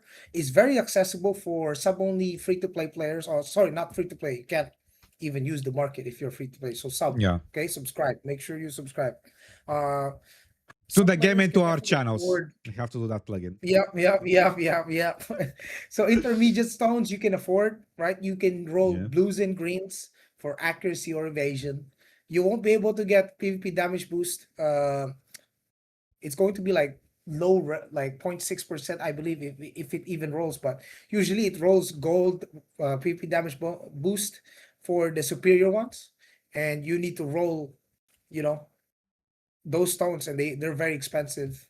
That's what these whales are spending. So they're getting like 36% more power damage in PvP, right? And then combining that with their snowballed PvP gear that they acquired from all the medals they've collected. The gap between a whale and the guy that's not actively participating in PvP and just wanted to get into the PvP starts getting bigger. I wanted to say that what would be the sources for this, because right now the way you'd get the superior abyssal stones is if you if you craft them yourself, in the sense of how some people made Kinah, so myself included, as I would farm AP, I would buy the lesser abyssal mana stones or soul stones, and then you can go to your crafting and you can go to alchemy mana stones. You can craft the intermediate version, and there is a chance for it to proc. with the trials, the custom dungeon difficulties game mode we're getting this week, these superior abyssal stones are also part of the rewards. So compared to release, these again are more accessible, but still you would either have to farm a lot of them so you can upcraft them, or you would have to, take that time elsewhere instead of farming them, farm Kinah, sell other stuff, and then use that Kinah to buy them. But again, it's RNG. It's RNG whether you get the right stats. I saw you when you came back to the game, you were optimizing your gladiator, and there was a lot of rolling involving, right, getting that PvP accuracy and stuff like that. So this is this the soul bind system and the mana stone system are two systems I definitely want more improvements on, especially the soul binding system, because that's also RNG, right? It's easier now because you can carry them over, so that's a good thing. You only do it once and then that transfers. But even to this day, I don't know, because it's so similar to the Throne and Liberty trade system, right? I still don't know why we don't have an item like we have the Sink Stones. But what if they are at the type of Sink Stone similar to the Trade Unlock Stone in TNL, where you sacrifice, I don't know, 30 or 40 gold items, and then you can unlock the stat you want. For example, maybe more, considering how easy it is to get gold items now, but something of this nature. Do you think that would be beneficial, or would that make grinding to like easier? What's your stance on this, on the soul buy system and overall mana stone system? I think that would be great to the game, especially for because the problem is right. The gap between like a sub and a spender gets wider, not because the guy is spending money, but because like the progression it's in and of itself has gambling in it. If you remove the gambling factor, people who are just progressing by playing the game can progress in a more linear, more Hmm. vertical manner instead of like it's like right now for me, I can see the progression as sort of like a chart where you have a slope going diagonally upwards. Guy crafts gear, guy fails the craft, goes down again, and then he's gonna have to work his way to go back up. Whereas you have people who spend, guy gets buys materials, but guy crafts, guy fails, buys more, plateaus, crafts again, goes up, Yeah. right? Because they have access to resources and they're not held back by loss, right? Even if they fail, they can just reacquire it through purchase. But the people who are subscribed only and are grinding everything through the game, they craft the gear, they fail the craft, back to square one, grind again, At right? least, on It's the not a craft, plateau where no, it's gonna be on worldwide. the crafting aspect, at least though, it's the guaranteed craft system, Mm. right? Because we didn't have that on release. Now that looks differently. Now The there is guaranteed the thing doesn't work on heroic though. It only works on it, uniques. but you can upcraft from uniques to heroics, right? You can upcraft Yeah. to horn dragon. That's a good thing. That's a good thing. That's a good thing. But So if that, you want to jump straight yeah, to of heroic, course, it's of still a course. gamble. You're not. So Yeah. obviously, like even at this point, like some depending on the current market prices, because that also has to be a factor. Even if you decide to guarantee craft your heroic, sometimes it's cheaper to even go straight to crafted, because, for example, I somehow managed to fuck up guaranteed craft. Don't ask me how. It's embarrassing. Anyway, I decided to go the safer route this time. What's more safe, you would say, than guarantee craft. Again, I don't want to go into that. But so, for example, I have these Planet Demonic Dragon gauntlets, and in order for me to craft my Horn Dragon without the risk of failing, I would have to upgrade them a few tiers before I can do that to Horn Dragon. So, for example, if I go to blacksmithing, I need to craft Crimson Dragon Lord's Fist. Okay, that's the one of the materials I need for Horn Dragon. I need the procced version of these fists. Now, when I craft them via the guaranteed craft method by transferring up crafting my gear, there is also a chance for them to proc. If they proc, they save me a step. If they don't proc, I need to spend X amount of Kinah to upcraft them, again, without the chance of failing. And then I can use that material with the, let me show you, with the rest of the crafted materials to get my best in slot. weapon. Before that was unachievable because it was RNG. Now there is a safe route to do it. But again, you have to be mindful of the market price of certain materials, because right now for me to do this, there is like 50 million. If I craft Crimson, let's see. Okay, I can get the materials. That's perfectly fine. I can get them. Those are I say relatively cheap. They're so expensive, but relatively cheap in the grand scheme of things. And then if I don't proc my gloves, I would have to spend 50 million to upcraft them. Obviously, the lower tier of gear requires less Kinah to upcraft. And then for me to then go into Horn Dragon, I would have to buy these materials, obviously. 50 million Kinah and the Heroic Transfer Stone, which you need Heroic gear to craft, right? So generally speaking, you're looking at your best in slot gear, right? So there has to be some kind of grind element to it. I don't expect to get this day one. That would be ridiculous. There has to be some kind of a long-term goal, right? Right now, getting this is achievable. But again, I just want people to be mindful of the things, how things are. I'm going to share with you actually how I felt it so that maybe it helps people. It can be a valuable learning experience. So the way you guarantee craft it and the way you go down the cheaper route for Horn Dragon is, so in the seasonal rewards, you have something called Magic Breath. And you use that to craft a material that allows you to guarantee craft an item. The higher the tier of item you want to craft, the more magic breaths you get. You get only 5 per season, so you would want to use this on your most expensive item, usually weapon or guard, right? So the way this would work is you go on your crafting, you go to, let's say, blacksmith fist, because that's the thing I wanted to craft. And for example, I cannot guarantee craft Horn Dragon via the normal method. It has to be through upcrafting, transfer crafting, right? So the best way to do it, you go to Crimson Dragon, which is the step before it. You using your magic breaths, you craft your Crimson Dragon Lord core. You get these materials, right? If you're lucky, you get the splendid ones. You skip a step, and then you can feed that into your Horn Dragon, and then you can guarantee craft it. So that's how you can guarantee your weapon, right? If you want to guarantee craft another weapon or another piece of gear and you don't have the magic breads, usually what you would probably do is you would craft a cheaper version, one that's less likely to fail, and you would still upcraft it.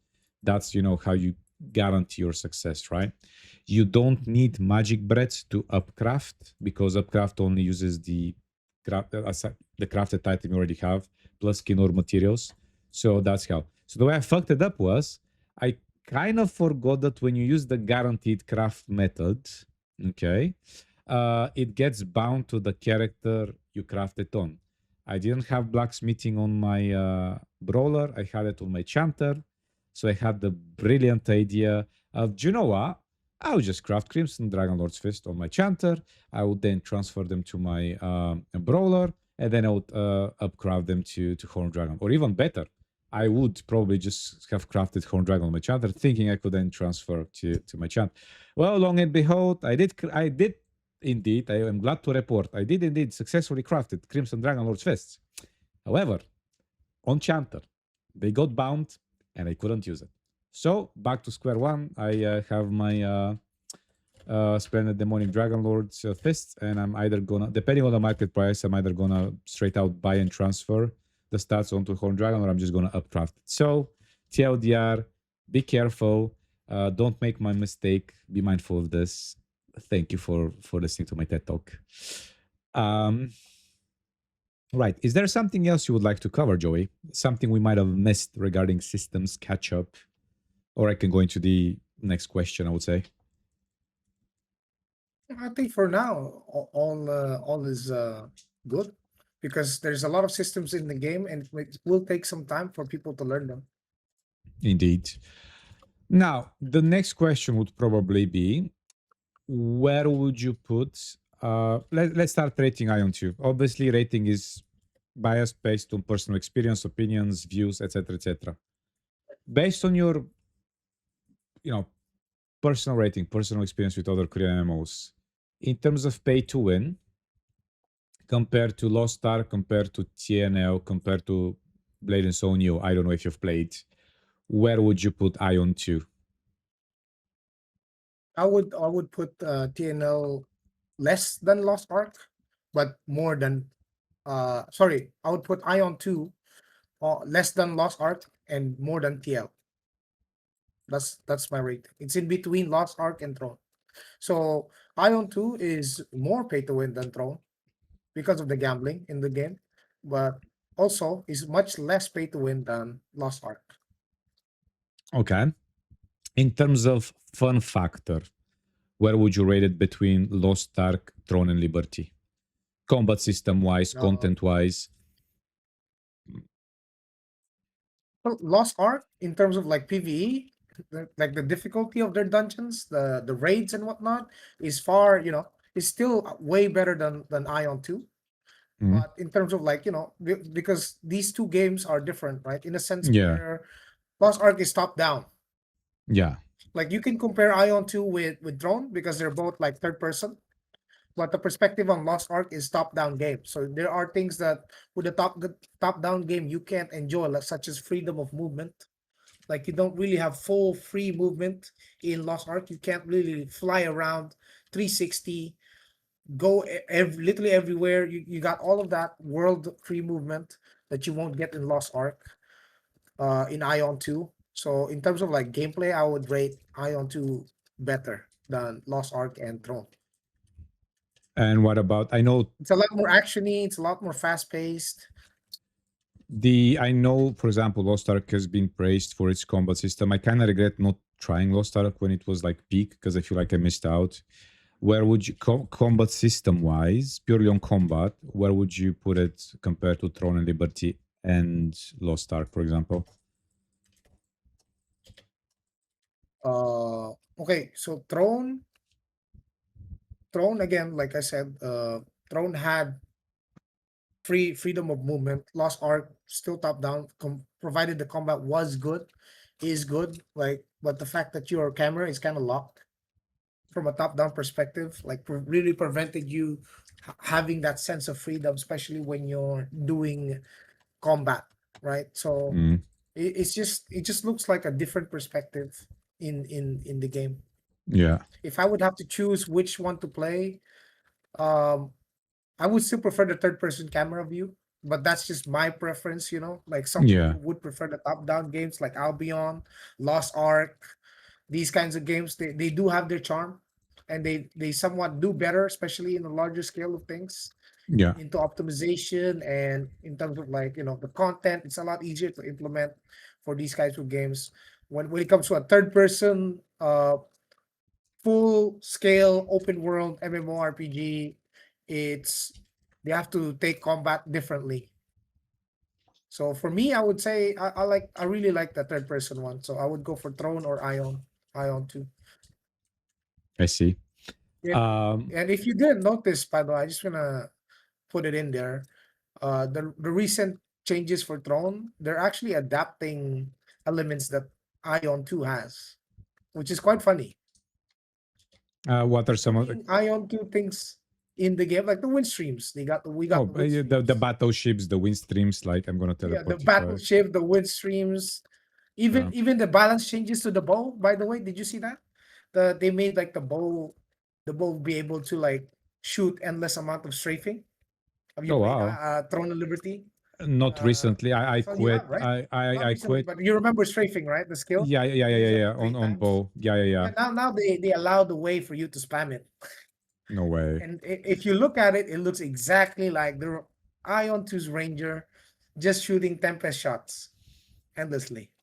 I mean, one of the things I like They're about remodeling the game, yeah. I mean, one of the things I liked about Ion 2, especially the combat, like obviously it can be improved. Obviously, we can have more depth and less even RNG in the combat itself, like status effects and whatnot. But it reminds me a lot to Blade and Soul because of the your iframes, your chaining skills, things like that. I don't remember who saw it. I don't wanna uh, misinform people, but I remember someone coming into my chat and saying that they had the same team who worked on Blade and Soul's combat to do the combat for Ion 2. And this is where that feeds into the other piece of information we got during the last podcast after the Summer Game Fest, where They were having plans to bring back NCSoft esports scene with ION too, and this is one of the reasons why we even have equalized gear content. Because as you've noticed, Joey, certain classes at Endgame scale way differently.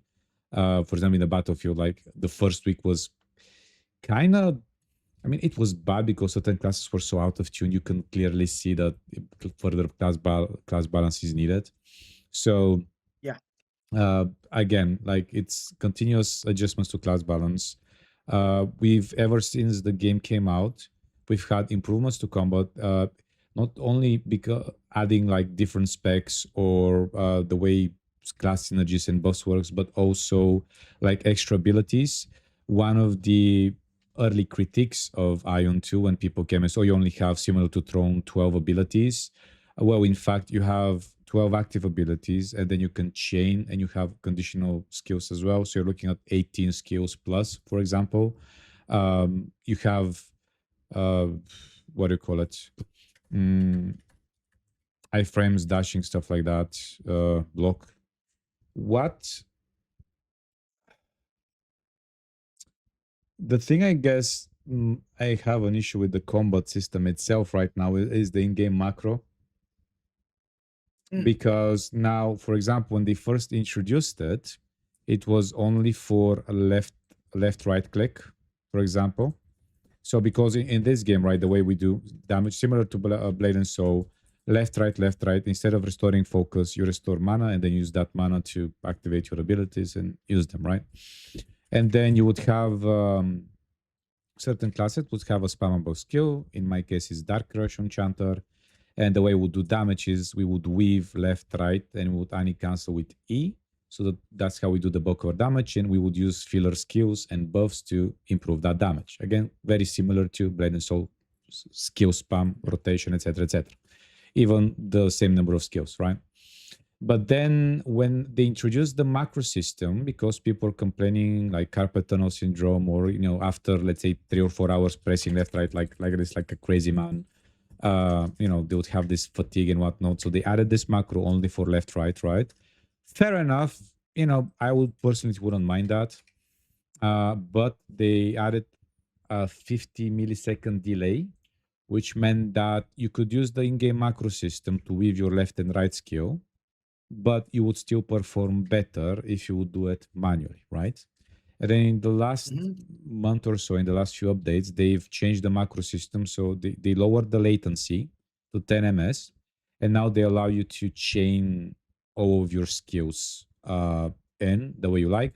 Some classes benefit more compared to others. For example, if you're a range class, obviously you can, full buff, get your damage in PvE. I'm talking about because in PvP it's slightly different. Because in PvP you don't want to mindlessly just spam all of your skills because then you're out of block, you're out of defensive abilities, you're out of gap close, you're out of heals, and then you just die, right? And you don't want to waste that burst window into the enemy's block ability, for example. In PvE, kind of dumbs it down in that regard. Again, like I said, certain classes benefit more than others. Like Ranger, you play Ranger. How do you have do you use this in-game macro? Like does it impact? Like how does it feel? What's your opinion on Yeah, this? you right now you kind of have to use the macro if you want like min max DPS. The most consistent way to min max your DPS is you have to take advantage of the in-game macro, especially Mm, when you're doing the raids, because the raids do have mechanics and you need to focus on mechanics. And there is always room for human error if you're manually playing, right? So, yeah. you know, so in between these mechanics, if you're playing Ranger, if you're not using the macro in game or an external macro to assist you, it's gonna be difficult for you to keep up your DPS properly while avoiding the boss mechanics. That's why even if they had no macros in the game, people would just use external macros regardless. So people will be using their Razer Synapse, their Logitech. They would still use the macros for Regardless if stopping it's the PvE. if it's present in the game. So all of Um, these players you can see in, like, for example, the PR sites where they show the parse data of these top mm, DPS players. They're all using macros, right? Not a single one of them is playing manually. Everyone that's on the top of the DPS boards are running macros. So if you want to maintain perfect accuracy in terms of like DPS, you kind of have to use it. That's why they put it in the game. because they know the players need it. It's not and something you can, you know. and and it's basically bridging the gap between people that use external software. Because I remember Yeah. at some point in the game they try to ban players who use like Synapse, Turbo Key, that feature of Synapse, or Logitech macros and stuff like that. But they were getting so many false positives, and they were banning like they couldn't cope with what type of players to ban. That at that point they added the in-game macro. Personally, I would love for them. I don't mind having it in the game as long as it's left, right, right, and just use it as a way to rest your hand while you focus on the mechanics. But they should still there should be some level of player input, right? Because then even if you're focused on the mechanic, it just lowers the skill ceiling of the game. Because on game, the game is extremely fun, extremely fluid. Like it's good. The game is fun, but there's certain things like this specific feature of the game that really waters down the experience, and that's why you have people coming down and say, "Oh, you're playing a one button class or one button class, or it's a one button game," right? Again, this is mostly in PvE. How does that sit in PvP though? You have more, you know, outlook on things in PvP. Uh, in PvP, if you wanted to use like a macro, then it's gotta be like non-impactful skills like your, you know, your base right click. Like if you're playing Vlad, it's your rending blow, and then you just combine it with the overhead when it's available. You can do that, but the rest of your skills you have to manually press. So Your it's block, you can it's have that on the macro. You can't have your block on the macro. You can't have your buffs on the macro. Yeah, you can't yeah, have tenaciousness on your macro, like your invo skill. You have to keep all of these manual. So you save because them and you use them when you need them, not just because the macro, you know, decided, be, hey, I'm gonna pop this. because you want to have full control over your character in a PvP situation, right? Otherwise, you're just gonna get yourself griefed. Yeah. I just want to add a sort of like in parenthesis, we had a very similar macro in Ion 1 as well. It came out in later. I don't know exactly when was it, 5.x patches or 6.x. I didn't play at that time, but they made it like you can make an in-game out on one button, on literally one button. You can in the game one button you can chain pretty much all of your skills, and people do that, and obviously they would just weave and use that one button. So I feel like with this system in place, they kind of shot themselves in the foot in its current state. um, I would love for them to reconsider the way this works. I like you say, you just mentioned that people just use macros from other keyboards and whatnot. So is this a necessary sort of, what do you call it? Um, how do you even call it? Sorry, the word is running out of my mind. Like the necessary evil to have it in game, or do you design the game better around involving manual play? I guess this is something for the developers to decide, because again, we as I players, we think if can. you want to remove macros from the game through and through, it will take away from the fluidity of its combat as well. In a sense where you're going to have to slow down the pacing of the attacks because people can't spam that button that But is that fast is that a normally. bad thing though? Because I do feel like the combat in this game is way too fast, in the sense of, because in PvP sometimes it's Mhm. very difficult to tell what's going on. Obviously, like you can somehow, you kind of have to predict in advance. Obviously, if someone's far ahead, you can predict they're gonna gap closer, so you can dash and iframe that, or you can open with the block ability so you don't get CC'd or whatever. You kind of can't predict those things, but in the middle of the fight, what usually happens is you spam shift, hope you get an iframe, especially with tower ping, right? It's going to look differently when we play on global because the ping will be different and it will feel differently. But for the most part, that's it, really. Like the blocks, iframes, and then you hope that you iframe out of the CC ability so you can then land the CC skill yourself and then engage. What's your thought on this? For the combat, I'm actually playing at very like 25 ping, so I'm able to experience the game as a whole, like as a full game, full experience with no lag, no delay, Yeah, nothing like that. That's never been an issue for me. So for me, in my experience, when I play the game, everything is smooth, like everything plays well. It's kind of like it gives you that feeling where, oh, when you finally experience combat without lag, like without 200 ping. for example, or with a 150 ping, you're going to want to play more. You're gonna want to keep, playing the game more. And the macro does take away from that experience because the macro will uh dumb down the gameplay, especially in PvE, because it's doing your skills for you. While the macro is still optional, it's definitely an optional feature. You don't have to use macro if you don't want to, right? Nobody's gonna force you to use macro if you don't want to.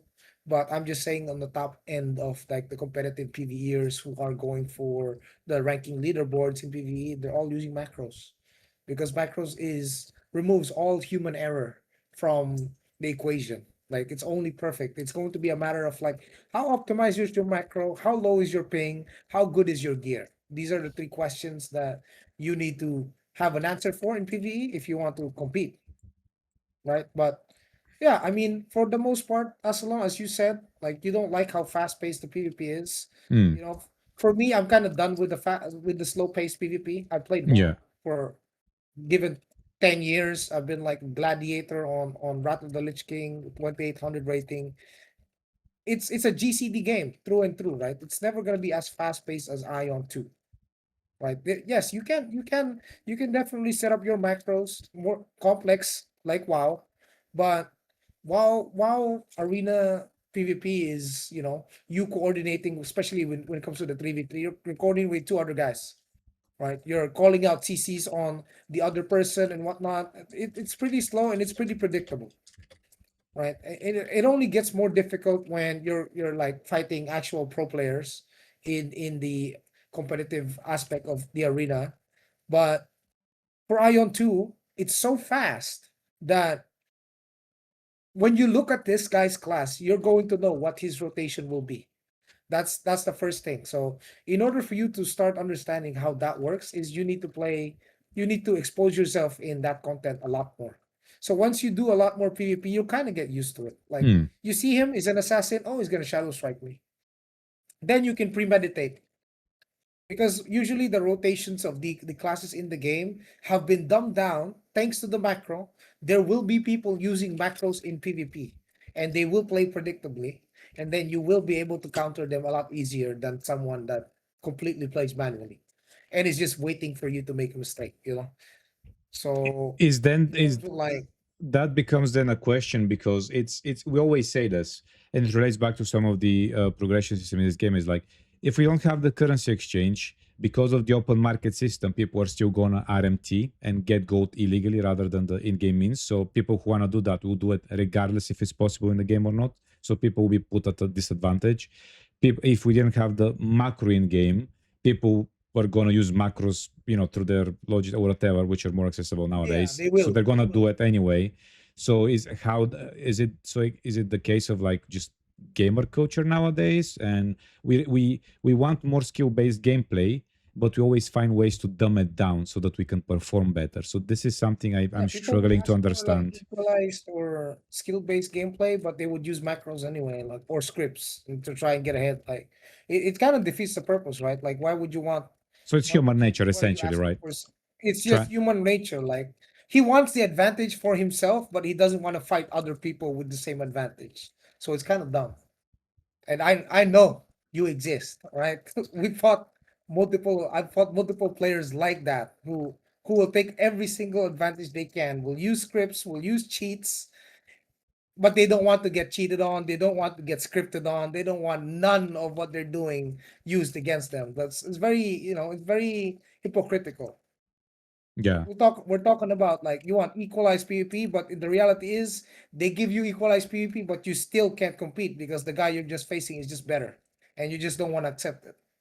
You know, So because like, it's just sometimes it's just a matter of ego, right? but We're just for me sorry, go for me ahead. being exposed to these top ranked players, I've learned to accept that there will definitely be players way better than me. That's fine. But other people who have not even played the game think they're going to go in Ion to become the top dog, completely sub only, free to play. You're not. That's never gonna happen. You can try to farm bots or mobs in a dead server, but as soon as you get matched with a competitive server, you're getting farmed. That's the truth. That is the truth. And as much as we don't want to face it, it's happened. and it will happen, right? So we just gotta accept that we have limits. Everyone has. There's always gonna be bigger fish out in the pond, and once as long as you come into the Ion 2 as a game with the goal to just enjoy the game, then you'll be fine. If you're just here to enjoy the game, have fun, everything is smooth.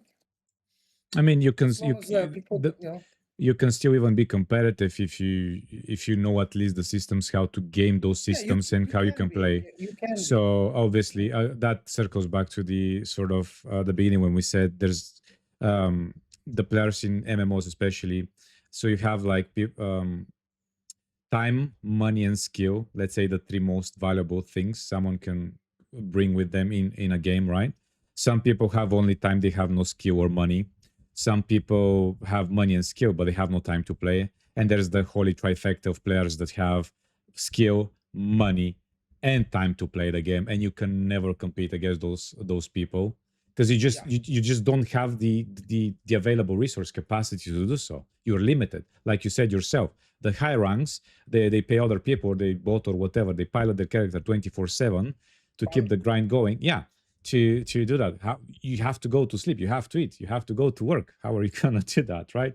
So these Yeah, his expectations character does also not. have to He be pays like three blue. Yeah. these expectations also have to be factored in. All right. Yeah, I have nothing else to add to this conversation. Joey, do you think we missed something out? Is there something you would like to say? Mm, do you have any other questions about the game you think that the players might want to ask about, when going into Ion 2 from fresh set of eyes?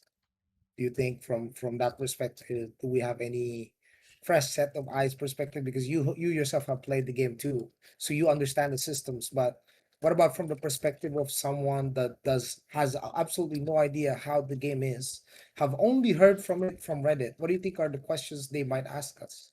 I mean, usually the thing is, I usually get a lot of questions, like for example, similar regarding outing or pay to win, because the first Mm, question I try to answer this question.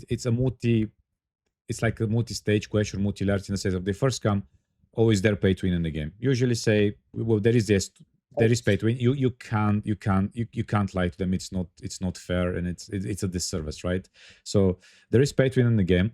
Usually, what they mean by that is, can I or am I forced to pay in order to play the game or compete or do end game content, right? This is also an area where a lot of people ask, oh, can I be competitive in this game? But what they mean by that is usually, not always, can I do end game content without swiping? That's what they mean competitive. Competitive is not being able to clear raids. Competitive is being, top rankings in PvP, top rankings in PvE, optimizing your builds to the max, chasing metas, worrying about, your space compared to other players in terms of the rank. This is what competitive world first clears. This is what competitive player is. Like if you're worried about clearing dungeons and you call yourself competitive, you're not a competitive player. You're just a player, right? So there is the first level of difference. So then the next question is, am I forced to swipe in the game as I play it? And then I usually say, no, you're not, because the only thing I would say is mandatory for you to get if you want to have a nice experience is the game is the sub. It is a free to play game. Yes, you can access all of the game's content without having to pay. However, the market Except for is the market. indeed, except for the market, but that's not game content, right? This is in the sense of it's not Yes. something you play, but it helps you, right? It's a paid feature. It's a paid Yeah, it's a feature. paid feature behind a feature So behind a paywall, basically. which exists to pretty much milk the bots as much as the players, right? Yes. Then the other thing is part of the frustration that people have with the sub being hiding the marketplace is the game is marketed as a free to play game, and then when people say, "Oh, but I have to pay a sub in order to use the market," and they're like, "Oh my god, what is this crap?" Right? So this is the first Mhm. level of dissonance some people have, and that's thanks to the way NCSoft markets the game. I think they should just outright say it's a bad game, but free to play game rolls off better. It's people, oh, free to play game, I don't have to pay to play it, right? And then the next question is, so you don't have you never are forced to pay, right? What happens is you hit the weekly limit for something. All you have to do is wait for the next day or for the reset or whatever, and you continue your grind. And eventually, you get the resources and you get your progress. I've been playing the game for 8 months. I've taken like a few months break. I've been playing multiple characters. I've been less focused on hitting max gear. Apparently, I've made some quite big mistakes, as we've seen earlier with the Horn Dragon craft and stuff like that. But in no point of the game, I was forced to like take out my credit card and use that to enchant my gear. And I've also cleared 90% of the game's content. The only thing I haven't cleared yet is the endgame dungeon. Hopefully that will change soon. Still work in progress, right?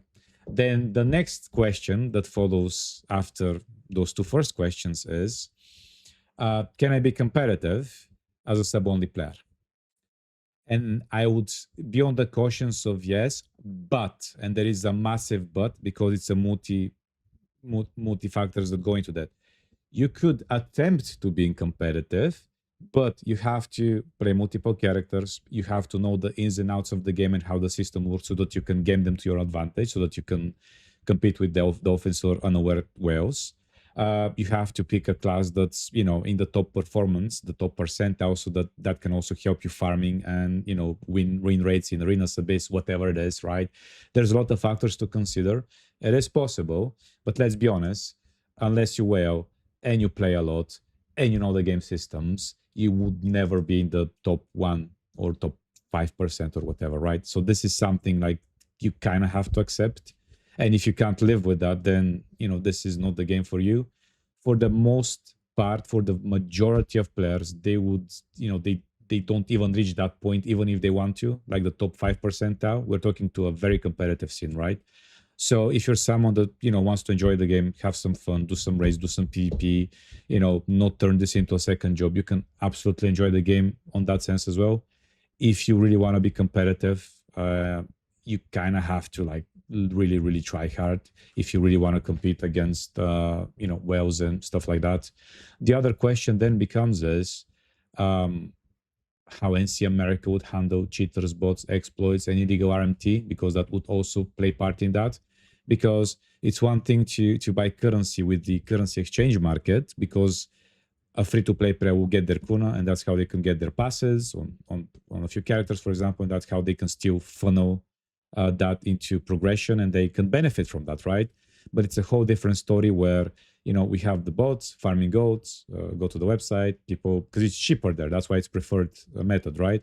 They buy the goats, and that Kinah doesn't go back into the economy. It goes to, well, technically it goes back to the economy, but it inflates it, right? Because it's easier to obtain it.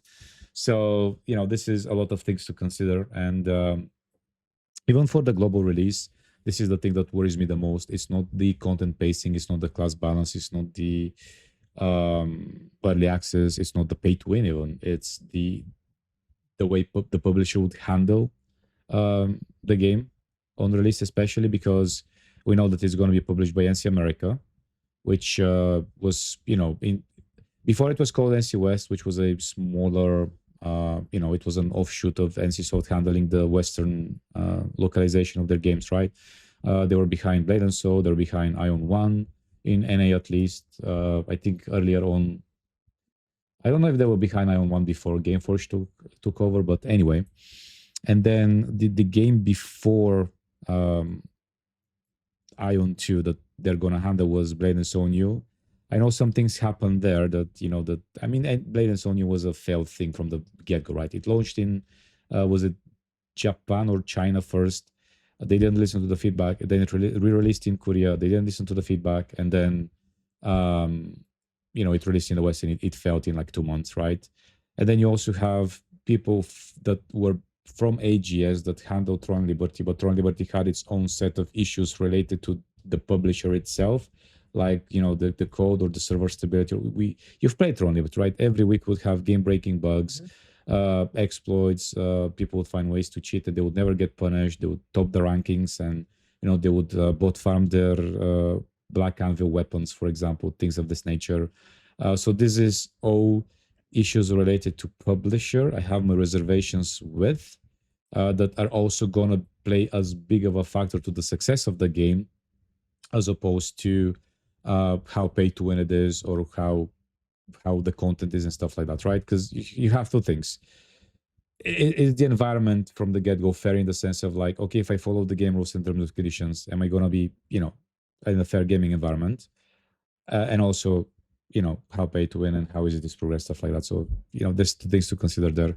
What's your view on the team behind the publishing of Ion 2 in the West? Because we have Tico that's there. He moved from AGS.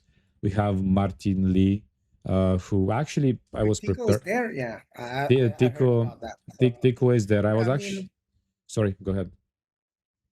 my general perspective from that is, I mean, Tico does play the game, right? So he can see all the problems and he will push for changes where he thinks that are necessary to make it a lot more acceptable to deal with, if like, basically fix the problems in any way, shape, or form once they show up. So I have good faith that it will be better.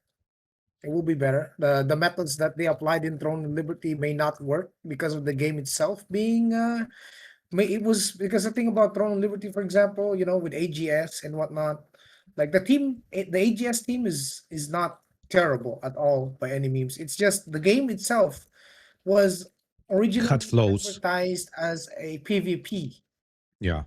PvP game, right? Throne and Liberty was originally advertised by NCSoft as a PvP MMO. The moment they started changing and pivoting towards catering to PvE audience, which is like not even a majority of the player base in Throne of Liberty. Majority of the player base in Throne of Liberty were people who wanted to play the game for PvP, not for PvE, right? So the Yeah. moment that happened, that's when the game started to die. But in Ion 2, Ion 2 is primarily a PvE game and is advertised as a PvE game. Therefore, the changes are catered towards the PvE audience. Even the balancing in the games were catered towards PvE audience. Right? It's a PvE first approach, so it's perfect. Like the approach they're taking is just perfect Okay. for Ion 2. I hope that NC America gets this one done right Absolutely. so that we can have the new MMO of the decade. The one thing I would like to add is I always encourage and support criticism when it comes to from someone that plays the game or has some kind of an experience with it so that they can provide accurate feedback. Part of the issues with TNL, I feel like they listen to the wrong crowd, like you said. There were a lot of vocal content creators, there were a lot of vocal Redditors as well.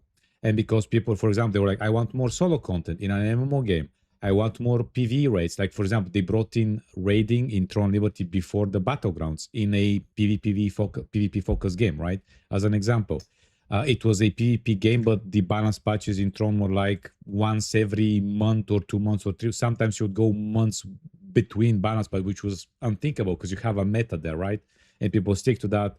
And then when you have to change into a different class, that you have to reroll your gear as well, which costs a lot of lucent and etc. etc. So when it comes to like criticism and stuff, I always encourage it because that's how we improve games and how we can improve this game as well. We've already made some improvements. I mean, they removed the entry tickets, for example. If people never complained about that, why would they remove them, right? We have the Yeah. sprout system as well that rewards you extra runs for helping newcomers or like newbies. If people weren't complaining about the sub, for example, the two tiers that was like 30 and the combined tier that was $30, it would have never been changed. Why would they change something that it makes them money and people are staying quiet about it, right? So it's important to voice out when something is not working, but it also has to come through the perspective of like, okay, I've seen how this works, this is my opinion on it, right?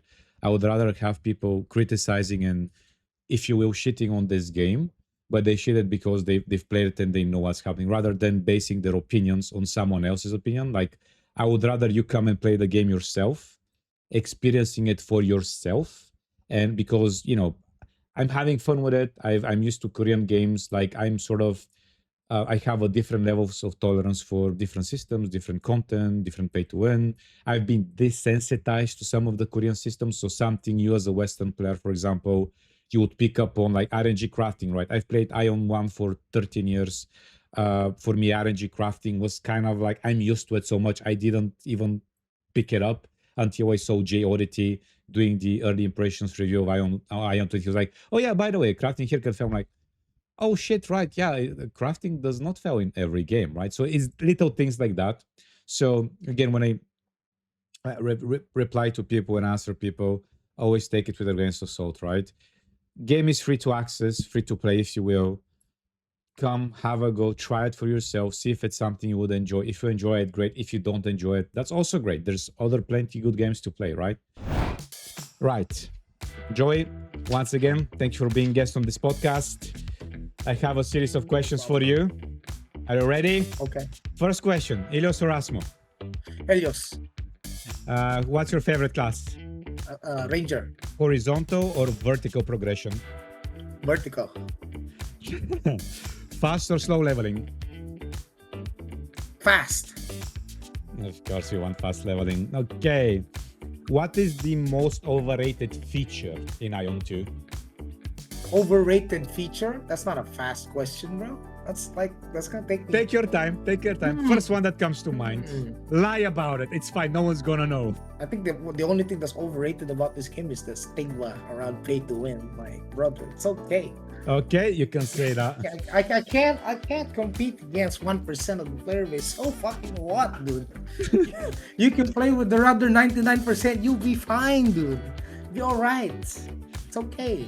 I love that reply. The thing is the stigma around this game. That's it, right? Okay. When they say ION 2, shit, pay to win. That's the overrated thing, right? It's pay to win, yes, but not as bad as you think. You're not Okay. gonna be fighting Moby Dick. You're not gonna be fighting John Leviathan every day. You will see him occasionally, but you're not 1v1ing him every time, bro. Unless he's got a vendetta for you. And your name is Mr. Butt Cheeks, and he sees, oh, Mr. Butt Cheeks, where is he? You know, he's looking for you all the time. I mean, that's just griefing. That's not even, you know, most players are not gonna experience that. Like, dude, if you're just playing the game normally, you probably won't even bother. Most of you won't even experience having to get gapped by a whale. Great answer. What is one underrated feature in Ion 2? Something that people miss, but it's a great value, great thing. Oh, the people missed. I think it's the crafting transfer, dude. That is Yeah. the most underrated feature in the game. I see that. I agree with that. That's my opinion as well. What system needs to disappear in Ion 2 completely? It's less about the system disappearing and more like adding an extended version of the system where, like you said, we discussed earlier, being able to lock traits, being able to lock mana stones, Yeah. like reducing the amount of gambling involved upon progression. Once you do that, I think the game would be in a lot better spot. What needs to make a comeback in Ion 2 from previous patches or from other games? What would you like to see in Ion 2 more of? In that sense, I believe, like, I'm a strong advocate for the latest, you know, the recent patches that we have was a lot greater than the patches before. So the game is actually climbing on a slope upwards, diagonally up, stonks, basically. Yeah. That's the term. It's going up stonks. So if you're asking about a feature that I would want that they had in previous patches, I don't want. I don't want. What we have right now is better. The game is getting better and better. And if you're asking me, like, was there a feature that they had that was great and they removed it? No. They just had worse features back then. They made these features a lot better. They improved the systems, and what we have right now is a lot better than what we used to have at the start of the game's launch. So that's basically my answer. I see. One thing you are most excited about coming into the game now or in the future, Ion 2? Battle Royale. Same. PvP. Same. Yeah, Oh my that's god. fun. That's Yeah. fun. Straight up. Oh, I got to fight the Giga Whale. Let's see what you got. Let's see you, Mr. Butt Cheeks that clapped me earlier in the abyss. Let's see how good you are in 1v1. Clap me. You can't one-shot me anymore. Yeah. It's gonna be so fun. You can't two-shot me anymore, brother. Let's see who's who, right? What's what. Let's see who's what. One thing you are most worried about.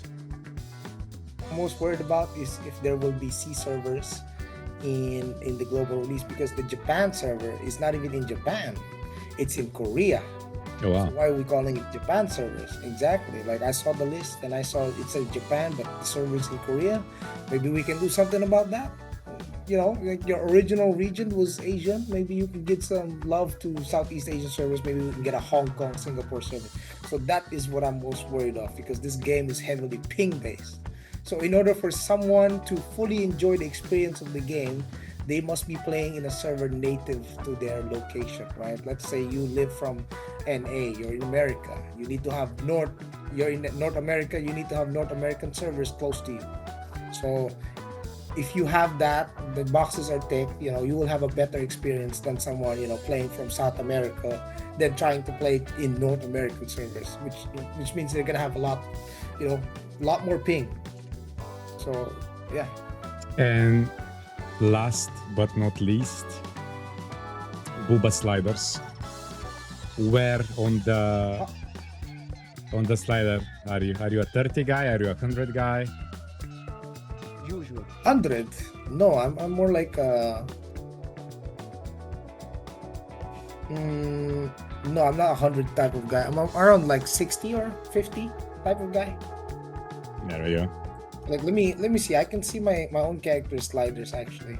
I should not be doing this on my characters because it's prison time for me. But I mean, your character. Why your character is small, bro? My character. because it's a tradition that carried on from Ion 1. In Ion 1, Your used to hitbox make. is the same, dude. No, it's not about the Same. hit. It's not about the hitbox. It's all about the animation speed in the sense of how it feels. If the animations are the same, you don't get an advantage.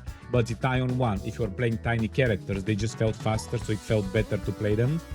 So that's why I know it's a placebo. Okay, okay, bro. Make a tall character here. Okay, placebo effect my ass, and it feels slower. It might not be slower, but it feels slower. Okay, so I would rather have the perception of speed rather than, you know, if it was giving the actual effect. So, Yeah. thank you so much for being guest on the podcast. I really enjoyed this conversation. I hope it was useful to the viewers. To those watching, I'll put timestamps in the description below so that you can just skip to the points you're more interested about. Also, make sure you follow J0EI TV's channels. He's an amazing content creator and he's kind of good at PvP, not gonna lie. So make sure you follow his channels. I'll put them in the description of the video below. Thank you for watching. J0EI, thank you for being guest of the podcast. Hope to see you in game, man. Bye.